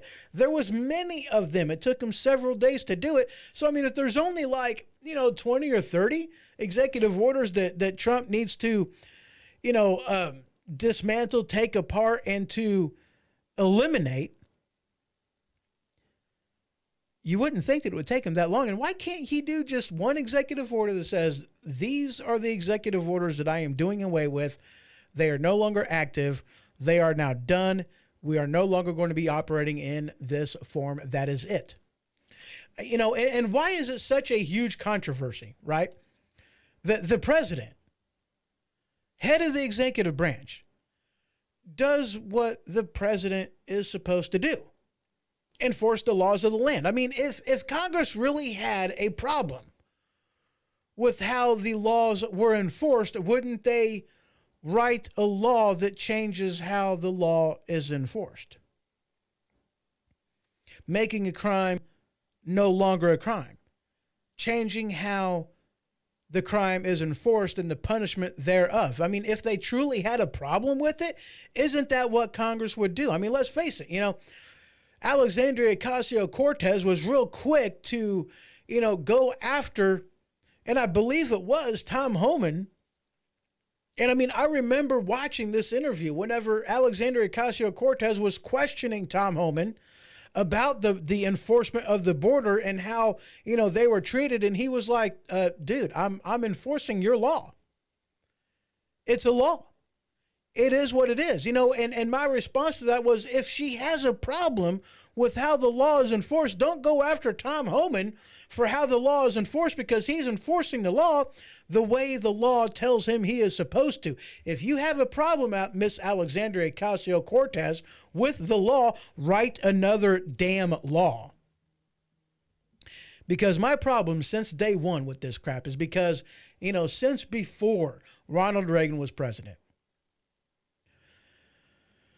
members of Congress has been bitching, moaning, and complaining about amnesty, that our immigration laws are inadequate, that they need to be, redone. They need to be updated. Some of the stuff, it needs to be better, right? And what they have done time and time again is bitch that they need, the executive department, the executive branch, to grant amnesty to the illegals that cross illegally. And my response has always been, instead of expecting the president to violate his oath of office, why don't you adhere to yours? I mean, if you have a problem with how the executive branch enforces the laws that you wrote, why don't you write another law that has different enforcement policies in there. Why don't you do that? I mean, it can't be that big of a problem if Congress doesn't fix it, right? But yet they want the executive branch to, go against their oath of office, to go against the Constitution and violate their own. That's not right. That's not fair. That's not how this thing works. The executive branch does not have the right nor the power to rewrite the law. They don't have the ability to say which law they're going to follow and which law they're not. Which law they're going to enforce and which law they're not going to enforce. They don't have that ability to do that. If you have a problem with the law, then change the law. If you have the problem with how a law is enforced, then write different punishments for the law. Change it. The executive branch can only do, in essence, what Congress tells it to do. The president has very limited powers to operate unilaterally. Wow, that was a hard one for me to spit out. The president has very limited power to operate unilaterally. The president needs Congress. I mean, how can you enforce a law that doesn't exist? How can you write exemptions for laws that don't exist? That's not the president's job. His job is to enforce the laws faithfully. And the laws are written not by the president, not by these various departments. They're written by Congress. Period. End of story. It's the way it is. If you don't like it, redo it. And so Tom Homan says that he's going to like the different things, Excuse me. Sorry about that. Had a little frog caught in my throat. Coffee.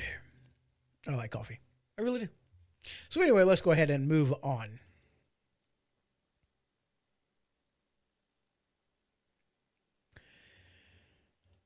This other headline from from the Washington Examiner: who Trump will remove if they don't quit before Inauguration Day. And this is something else that I've heard, a lot of different people talking about, and that is, who Trump should remove from office, and of which case, I forget what some of the other people have said, including Bongino of the Bongino Show, Dan Bongino Show. Hat tip to him. But it's like, basically is what it amounts to: get rid of everybody. Completely attack the personnel of the people in D.C. That's what it amounts to. He had a 3-word thing for it. I don't remember what it was right now. It doesn't matter. But that's the point of what he was making. Get rid of everybody. Go through what these people have stated. Go through what these people have said. Go through their social media. If they go against the Constitution, regardless of whether they're a fan of Trump or not, it doesn't matter. Were you for or were you against what happened, the lawfare that took place against President Trump? Were you for it? Were you against it? It was a violation of the Constitution. If you were for it, you got to go.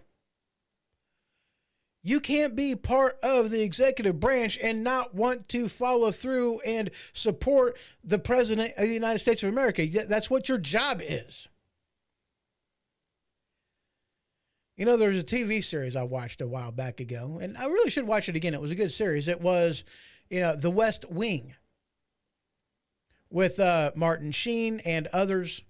A good show. But one of the things that they said frequently in that show was, I work at the pleasure of the president. I work at the pleasure of the president. These department heads of these various departments in the executive branch, let's not forget that they are part of the executive branch. The Department of Homeland Security, the Department of Justice, Department of Education, Housing and Urban Development, all of, the EPA, these like 100 different departments, they are all part of the executive branch. Their job is to work at the pleasure of the president. Their job is to basically operate in a way that supports the president's agenda. That's what their job is. So whenever you have over half of DC, over half of the people in these various departments going out and saying that I will not support the president's agenda, they need to go. Period. End of story. And that poll was done. So half of these people, every one of them that said that I will not support the president's agenda, every single one of these people need to go, because their job, in short, is to work at the pleasure of the president. And if you're not supporting his agenda, bye-bye. See you later. You got to go. Your job is to do, in essence, what the president tells you to do. If you're not doing that, then you're not doing your job. You need to be terminated. You need to be gone. You need to be out the door. Period. End of story. Why is this such a hard thing to grasp? And why is it that Republicans are ostracized, are demonized for doing that, whenever time and time again you see that from the Democrats and they're applauded for it? Oh, yes, good job for removing all of, the Republicans' people that they had in there. Good job for doing what you should be doing anyway. But whenever Republicans try to do the same thing, the Democrat Party says, no, you can't do that. They're demonized for that. Why are they demonized for that? Because the Democrats never want to lose power. It's the way it is. Time and time again, we've seen this in D.C., we've seen this in Washington. It's the adage of Republicans may hold office, but Democrats hold power. And that's something that needs to change. Doesn't it? Doesn't that need to change? The American people gave the Republican Party, nay, they gave Trump the presidency. They allowed the Republican Party to have the Senate and the House of Representatives as well, for the sole purpose of Trump's agenda. It's what the American people want. They want Trump's agenda. They want the border to be shut down. They want the Democrats, whom viciously attacked not only Trump, who used lawfare, the IRS, the FBI, to go after the Catholic Church, to go after people who are pro-life. They want the power of Washington, the full support of the President of the United States. They want to hold these people to account for the lawfare that they did. Not to violate the law, but to uphold it. That's what the American people want. That's what over 50% of the American people want. Everybody who voted for Trump, and Trump won the popular vote. Don't let anybody fool you. Trump won the popular vote. And even if he didn't, I don't care, because he won the Electoral College. It's we the people of the United States, sure, but the country that you live in, the nation that you live in, is the United States of America, not the United People of America. We are not a democracy. We are a representative republic, period, end of story. That's what we are. But Trump was given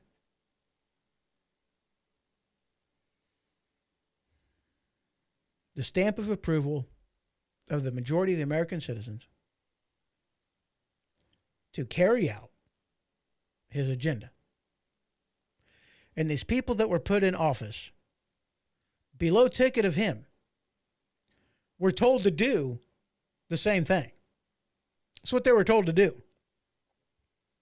Get in line, or just do the American people a favor and switch your party affiliation. If you're going to be a rhino Republican, get the hell out of the Republican Party. Be a Democrat. That's what you are. I don't know why more Republicans don't have this mindset with these people. That is one of the biggest things I would love to see change of the Republican Party.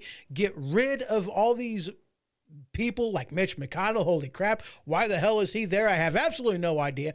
Get rid of these people. If they're not truly Republicans, if they don't believe in the platform, if they're not going to follow through with the MAGA movement, because that is the new Republican Party, then they need to get the hell out. No longer support them. Get the hell out. If you're not truly a Republican, get out. If you are a Democrat, no longer fly the R as your flag just to get elected, get out. It's simple. Get out.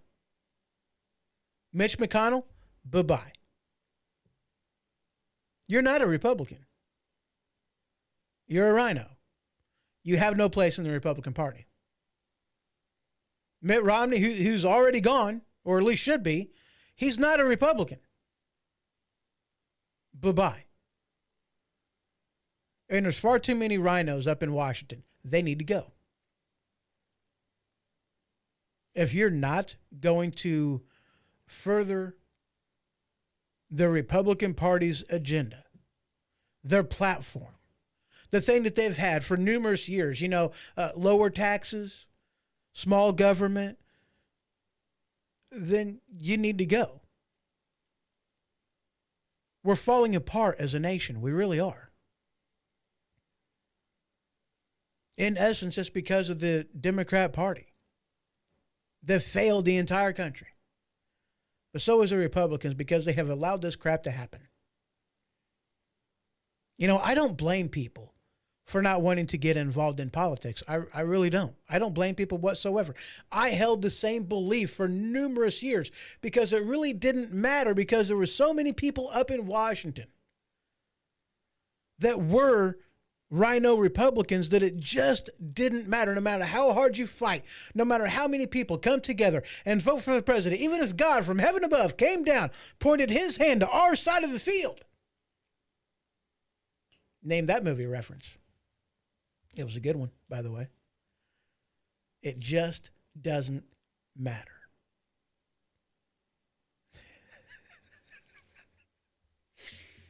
I'm going to have to watch that movie again. That was a good one.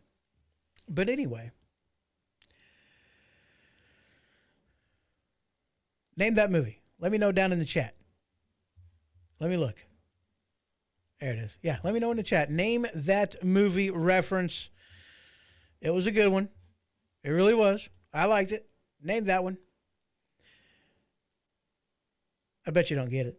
I bet you don't. I can give you a hint, but I'm not going to do that. But anyway, if you're not going to advance even the Republican platform, because let's face it, that's what a lot of these rhino Republicans do, is they don't advance the Republican platform. They do more to advance the Democrat platform. That's why the Democrats may not hold office, but they hold power, because they have so many people of the Republican Party that truly are Democrats. There's too many rhinos, not enough dinos. That's where the problem is. That's why Democrats are able to hold power, regardless of who's in office, regardless of what party controls things, what party is sitting in the White House. It just doesn't matter.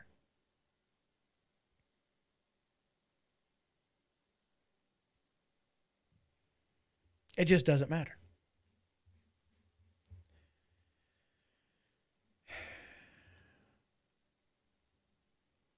Moving on.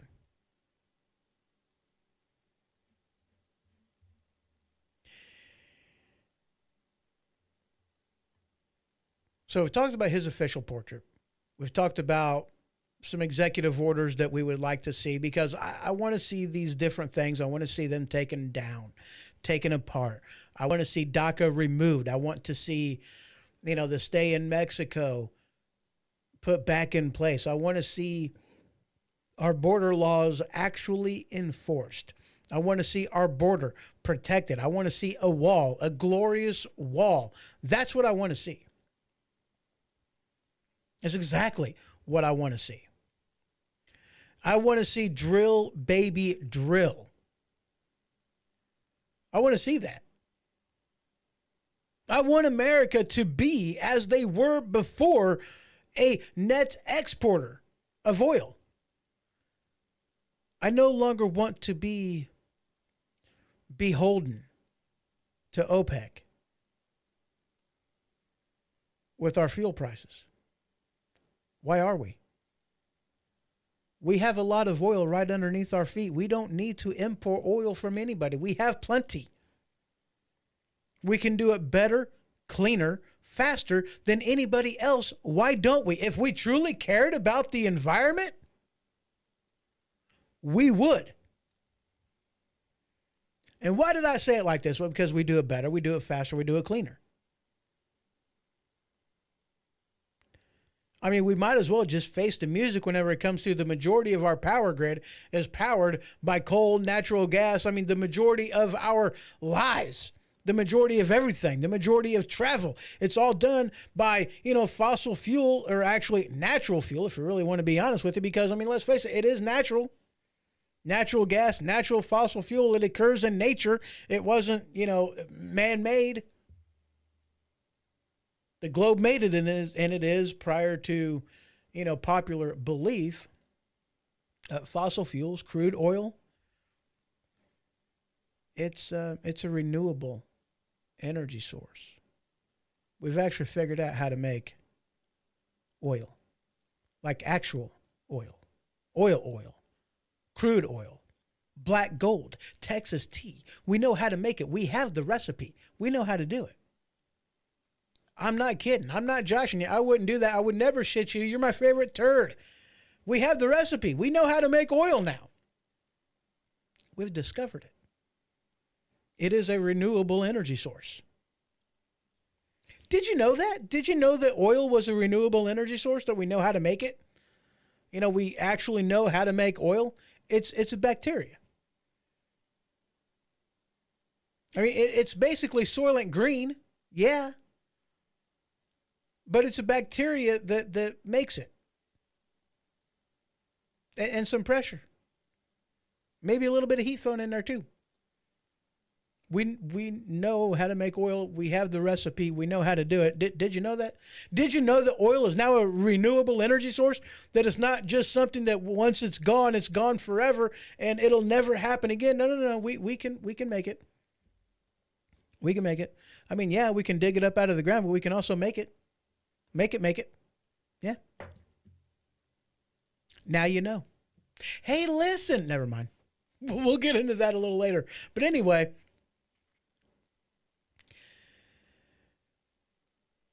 our nation is run on fossil fuel. There is no reason whatsoever, with the amount of oil that we have underneath our feet, not even talking about making oil, but digging it, pumping it, pulling it up from the ground. We have enough here. We don't need to go to anybody else for our oil. And if we actually cared about the environment, as these tree huggers and climate change people, claim that we should, we would do it ourselves. I mean, let's be honest with the fact that this nation is run on fossil fuel, natural gas, fossil fuel, what have you, the like. We're run off of it. Yeah, you may want green energy, and I'm not knocking green energy, but let's be honest about what green energy is. It's not a viable energy source to replace fossil fuels at this particular point in time. Maybe in time, sure. Right now, no. Quit lying to the American people. You can't say on one hand, I want everybody to ditch gas-powered engines or diesel-powered engines and want everybody to have an EV, and then tell people, in the very next sentence that, oh yeah, by the way, we're going to restrict when you can actually charge your EV because the power grid, as it stands right now, can't handle it. There's blackouts, there's brownouts. They can't handle it. Are you kidding me? I mean, wow. That's ridiculous, is it not? That's ridiculous. That's what we want to see. We want to see these changes take place. All right, guys, we're going to take one more quick break, and when I get back, we're going to do the last segment. We're going to be talking about TikTok. We're going to be talking about what this ban is going to entail, what we are to expect to see. And that TikTok ban kicks into place tomorrow, January 19th. And then I also have some housekeeping things to talk about. We're going to be talking about, again, the things that are going on with the HoHO show, some programming changes, and we are going to be talking about some programming changes with WSPradio.com. All that right after the end of this. Don't go anywhere. We're almost done.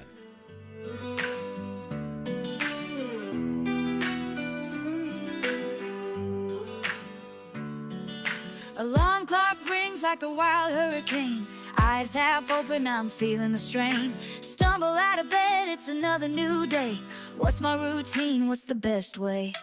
First the shirt, then button it tight. Mirror reflection looking just right. Should I go sock, sock, shoe, shoe now? Or break the rules and mix it up somehow? Do you do sock, sock, shoe, shoe? Or sock, shoe too? Does it matter in the morning light? When your day's gonna be alright? Do you do sock, sock, shoe, shoe? Or sock, shoe too? Does it matter in the morning light? When your day's gonna be alright?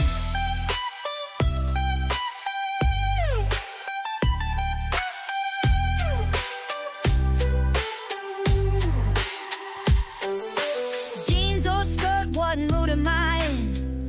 Coffee brewing, let the day begin. Brush my teeth, yeah, I start to grin. Choices we make, let the fun spin. It's the little things that brighten up your day, the quirks and routines in a special way. Whether you choose to go left or right, it all comes down to feeling just right. Do you do sock, sock, shoe, shoe?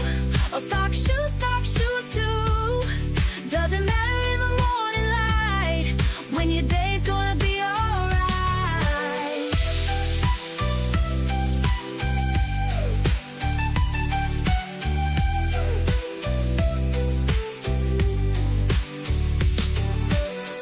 Do you do sock, sock, shoe, shoe? Or sock, shoe too? Does it matter in the morning light, when your day's gonna be alright?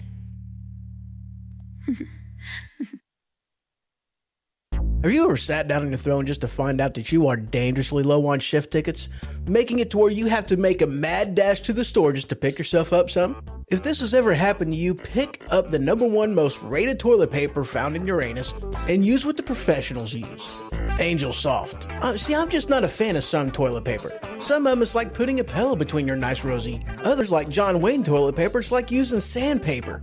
But do what the professionals use. Use the type of toilet paper that is the Goldilocks of brands, Angel Soft. Available wherever toilet paper is sold. All right, and we are back. All right, last segment of the show, and then we will be getting out of here. So first off, I want to open this up by talking about the TikTok ban, which isn't exactly a ban, even though, well, it is a ban. I don't know why people say that it's not a ban, because it's a ban. And that actually kicks in tomorrow, because basically what happened was the government went in and demanded that if you are going to be available in U.S. marketplace, that TikTok has to cut all ties with China. Because more or less what the frame of mind was is if China has its hands in it, then is what they're going to be doing is data mining. And in which case, I feel that is extremely hypocritical. You know, it really is, to call out China for data mining whenever that's exactly what our own government does to us with various social media platforms and, you know, whatever else. You know, I mean, that's what they do, is data mining. That's what the government does. We have data mining centers all around the place. We've got some in Virginia. We've got some in, let's just say that there's a lot of them. I'm not going to list all the places because I don't want the FBI knowing exactly what I know. I like that. Now they just have to speculate. So we got data mining places here. And, why are they concerned now about China doing data mining whenever they didn't mine China with the balloon that flew overhead, went to various sensitive locations, gathered up intel, flew from, crossing the Bering Strait right into Alaska, going all the way down through Canada, coming down into Wisconsin or wherever it crossed back into, mainland USA and then out North Carolina. And then they brought it down. Yeah, they didn't mind that. They don't mind all these, stinking drones that are flying overhead, that are looking for only God knows what speculation, but speculation doesn't matter. They don't seem to mind that going on. So why are they concerned now about data mining going on by China? I don't understand it. I just don't. Just being honest with you, I don't understand it. It seems to me to be very hypocritical whenever we have allowed this to happen. We already allowed China to have access to our information anyway. Outside of TikTok, we know they are data mining our data. We know this. We know what's happening. And every TikTok user, me included, we know that there's a certain amount of data mining that's going on. We know this. And you know what? We still kind of use it anyway, because here's the real issue with why they're against TikTok. And here's the thing, they're claiming that they want TikTok to be shut down because they want TikTok to break away from, China's influence, because that's what they feel that TikTok is doing, that China is doing the data mining. But yet you have other Chinese apps that are already and have been for a while available in the, Google Play Store and Apple iOS and whatnot. One of the big ones that I'm hearing about, because, last week, I think primarily starting last week, I seen, a lot of people over there on TikTok, and I say a lot of people, but probably just a handful of people over there on TikTok that were saying that they were moving over to Red Note, a legitimate Chinese app that is in Mandarin or Cantonese. I don't know which. I can't tell the difference between the two. I really don't. If I hear it, I can tell you which is which, Mandarin or, Cantonese, but looking at it, no, I can't tell. I mean, you can't, never mind. I'm not even saying that. I'm not saying that at all. But anyway, the point is, these things are already in, have been still available over on TikTok, but you don't see, you don't see a ban happening on Red Note. You don't see any type of a ban being talked about with China separating and, about not being able to have access to our data. You don't see through any other app. You don't see anybody raising any kind of a stink on any of it. You don't see it. You don't see a stink being raised by, the government with, Chinese people, the China government, different businesses, which every single business out of China is connected in some way, shape, or form to the China party. Every single one of them. You don't see any kind of a stink being raised whenever they buy up farmland next to military bases. You don't see any kind of a stink being raised whenever, they open up businesses that take our credit card information. Data harvesting. You don't see any kind of a stink being raised on that. So why is it they choose to raise a stink over TikTok? Why? whenever they don't care about any of the other methods that China already uses to harvest your data, or our own federal government harvesting our data, why is it with TikTok, are they raising a stink? Do you know? Do you want to know? Because the answer is kind of simple. It really is. And I talked about this on previous shows. Because whenever they wrote this bill, or whenever they wrote the ban on TikTok, whenever they, this lawsuit, whatever, whenever they did this, they wrote this in such a way that made it to where if the federal government did not like what was going on with the particular social media app or platform or what have you, it gave them the ability to shut it down. And it's not just about TikTok, because here's the thing, like I have said before, this election was the absolute first election, a historic precedent was made, because you didn't have the deep state. You didn't have mainstream media that was completely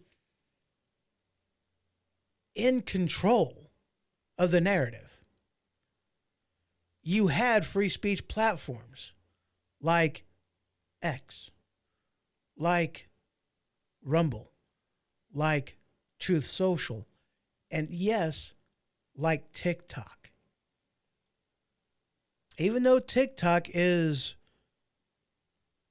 China has their fingers in it, it's still operated as a free speech platform. They don't censor, they don't restrict. I've not experienced any of that. I've experienced all kinds of stuff on stuff that I actually do want to watch, and I'm not having, woke shit shoved down my throat over there on TikTok. I don't have it. Why? Because TikTok understands that if they want people to watch the different things that they're going to put on the For You page, then it better be stuff that you're interested in, and so as it pays attention to what you're interested in, it pays attention to what you watch and who you follow and what you like. It pays attention to that.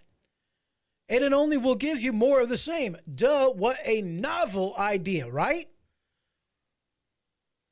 To increase viewership by giving people what it is that they know they want to see. By giving people what it is they know they want to hear. What a nominal idea, right? I mean, groundbreaking idea. Who would have thunk this? And it's a winning thing. That's one of the reasons why people watch TikTok instead of going over and watch YouTube Shorts, because they know that on YouTube, they're going to get things that YouTube wants them to watch, meaning they're going to get more propaganda. Over on TikTok, you don't have that so much. Why? Because they're interested in making money. They're interested in traffic. Then they know that what drives traffic is giving people what they want to watch. That's it. So I haven't experienced a lot of that kind of crap over on TikTok. I haven't. I don't watch it. I don't like it. I immediately swipe it. There you go. Moving on from that video, let's see what's up next. Why are they wanting to ban TikTok? Because it doesn't restrict free speech. I don't get propaganda shit on TikTok. I don't. I mean, I understand it. Maybe your experience is different. But if it is, who's to blame? Is it TikTok to blame on that? Or is it you because you watch those videos that do nothing more than lie to you? Or you'll comment, interact with it. I don't do that. I don't, I was raised that if you see, a piece of street chocolate on the street, a nice little nugget, you don't play with it. You don't pick it up and rub your fingers in it. You don't sniff it. You don't taste it. You don't do that. Why? Because it's shit. You don't play with that. If you do, it's just going to go everywhere, and now you're dirty, now you're filthy, now you better go take a shower and wash the filth off of you, because you don't want to be associated with that kind of stench. You don't. So whenever I see crap from the left, whenever I see propaganda, I don't interact with it. I don't watch it. I don't like it. I sure as shit don't follow it. I let it be. And for that reason, I don't see that stuff. Why? Because I don't want anything to do with it. Now, there are some people who revel in it. Some people who wallow around in it like a pig. And then they wonder why they get filthy. I don't. So I don't see it. Maybe our experiences is different. But first and foremost, maybe you should ask yourself why our experiences are different. Do you wallow around in the filth? Do you watch the videos? Do you like the videos? Do you find yourself not able to stop yourself from commenting? Well, that's why you get crap. Because you play with crap. But if that's what you want to do, then fine, but don't complain when more crap shows up on your For You page. I don't have that experience. They're wanting to block TikTok because it's easier than blocking Twitter, or I'm sorry, X. It's easier than shutting down Truth Social. It's easier attacking TikTok than what it is attacking Rumble. But in their desire to shut down TikTok, taking the easy road of claiming that they're doing this because they don't want China to have access to our information and they don't want them to be able to do the data mining.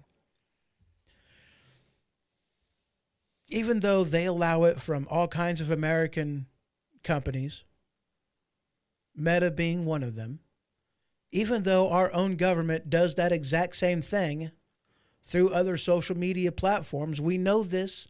We know they're doing this. They figured that this would at least be something that people could stand behind to allow them to do this so that this way they can really enact their true agenda of why they wanted to do this, and that is shutting down and restricting platforms that they don't like because they dare to go against the narrative. Places like Truth Social, Rumble, and X. That's what the real agenda is. Read it. I talked about this on different episodes. Other people talked about this same thing. Not just me, but Bongino of the Dan Bongino show talked about this very same thing. He did. They put in here this lawsuit, a backdoor way to shut down any app, social media or otherwise, that puts in there dissenting points of view that they don't like. It gives them the ability, a backdoor ability, to shut them down. That's the real reason why they're doing this. They don't care about China data mining your data. They don't care. They've allowed it to happen in several different forms as it is already. They do it their own damn selves. They really don't care. And they give the information they get to China anyway. They don't care about that. They don't. That has nothing to do with it. They don't care about you. They don't care. That's the real reason why they're shutting it down. The backdoor ability to shut down other people that they don't like. Read the lawsuit. Read it. Read the lawsuit. So, ladies and gents, that is all I got in today's episode. That is it. But I do have a couple things that I do want to talk about before I go ahead and shut her down completely. And now we're going to go over a little bit of housekeeping regarding the HoHO Show and WSPRadio.com. And that is, well, first we're going to start off with the HoHO Show. So, as I talked about at the beginning of the show, currently I multicast the video portion of the show to 4 different locations. It goes to YouTube, it goes to Facebook, it goes to X, and it goes to Rumble. And currently, I am at risk of having my channel shut down every single time I release a video. Why? Because I dare to speak the truth. And I mean, let's face it, the left doesn't like that. The left doesn't like that at all.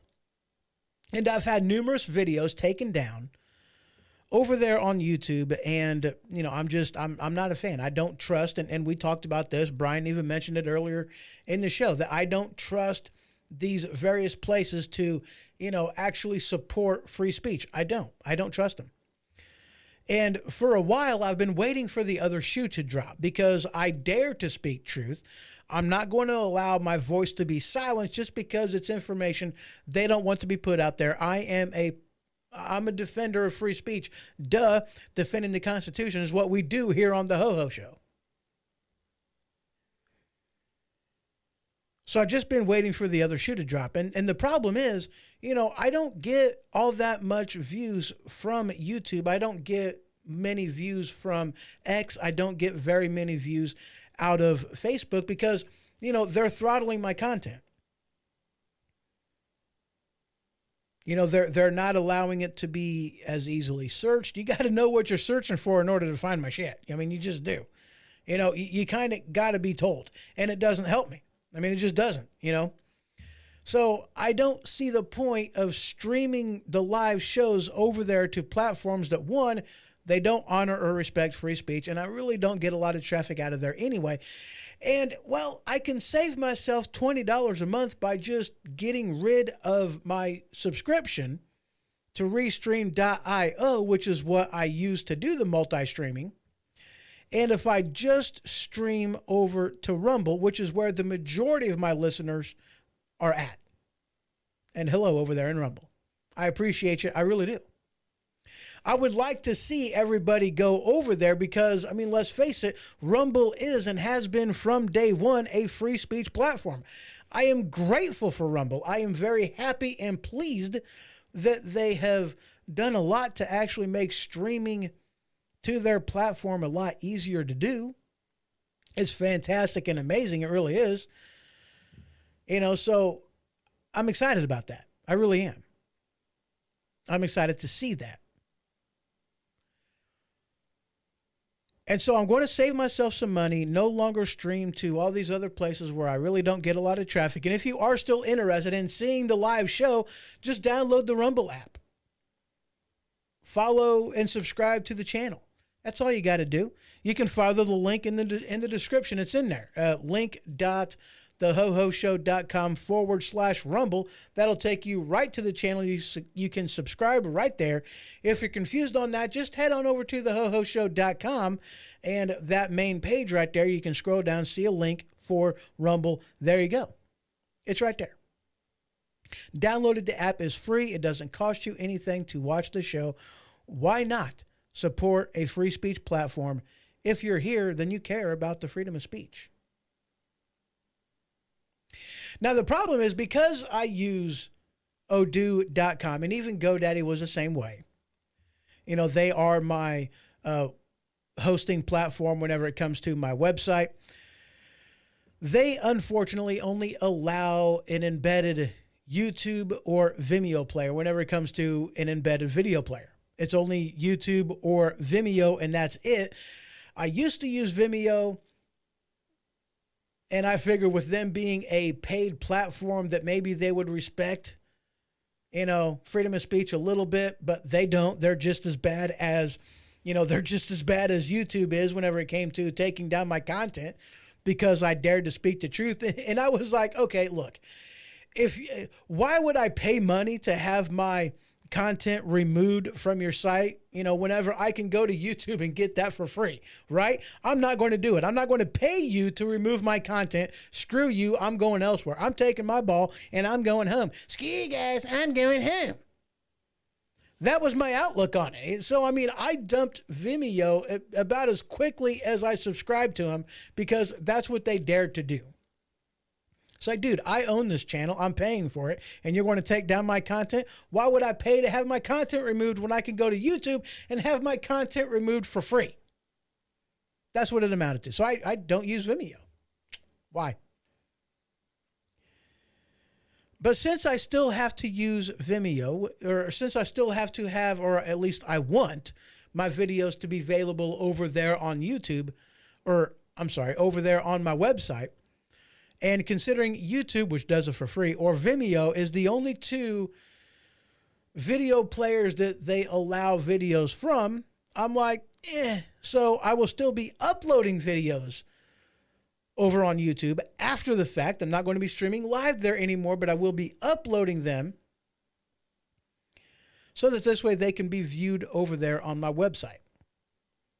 So they are going to be unlisted over on YouTube. So if you want to check them out over on the website, you can go to thehohoshow.com. I believe the page is videos and more, I think. Let me look real quick and I will tell you. Episodes and more is the tab. So there you go, episodes and more, and you can see that stuff. There you go. So point is, starting next week, the live show, the video portion of the live show will only be streamed to Rumble. That is it. I'll upload the video to YouTube after the fact, but the live stream only because I'm going to save myself some money, man. And saving myself some money is kind of cool. I like the idea of doing that. Most of the viewership comes out of Rumble. Why not just drop everything else and go to Rumble? I can save myself $20 a month. I'm going to do that. That seemed like a really good idea for me. So that's what I'm doing. There you go. And over on WSPradio.com, you can head on over there. That is WSPradio.com. I'm going to be doing some things with the schedule. I'm going to be moving some stuff around. That's not going to happen immediately. That is going to take into effect next week. So you'll see a few changes going on in there. I'm wanting to clean things up a little bit and just kind of, make things make more sense, I guess. That's kind of where I'm going with it. So there you go, guys. That is it. I do thank you very much for stopping by and listening to the show. Thank you for those that participated. If you have any questions, comments, concerns, please send me an email, HoHo@theHoHoShow.com. Any ideas, whatever. I am definitely open to all of that. But thank you very much for stopping by. I do appreciate each and every one of you. You're awesome. You really are. So that's all I got. You all have yourself a great one. See you next time. This has been The HoHo Show. For more information, you can head to thehohoshow.com. And for the merchandise store, you can head on over to stinkpickle.com. That is stinkpickle.com. Until next time.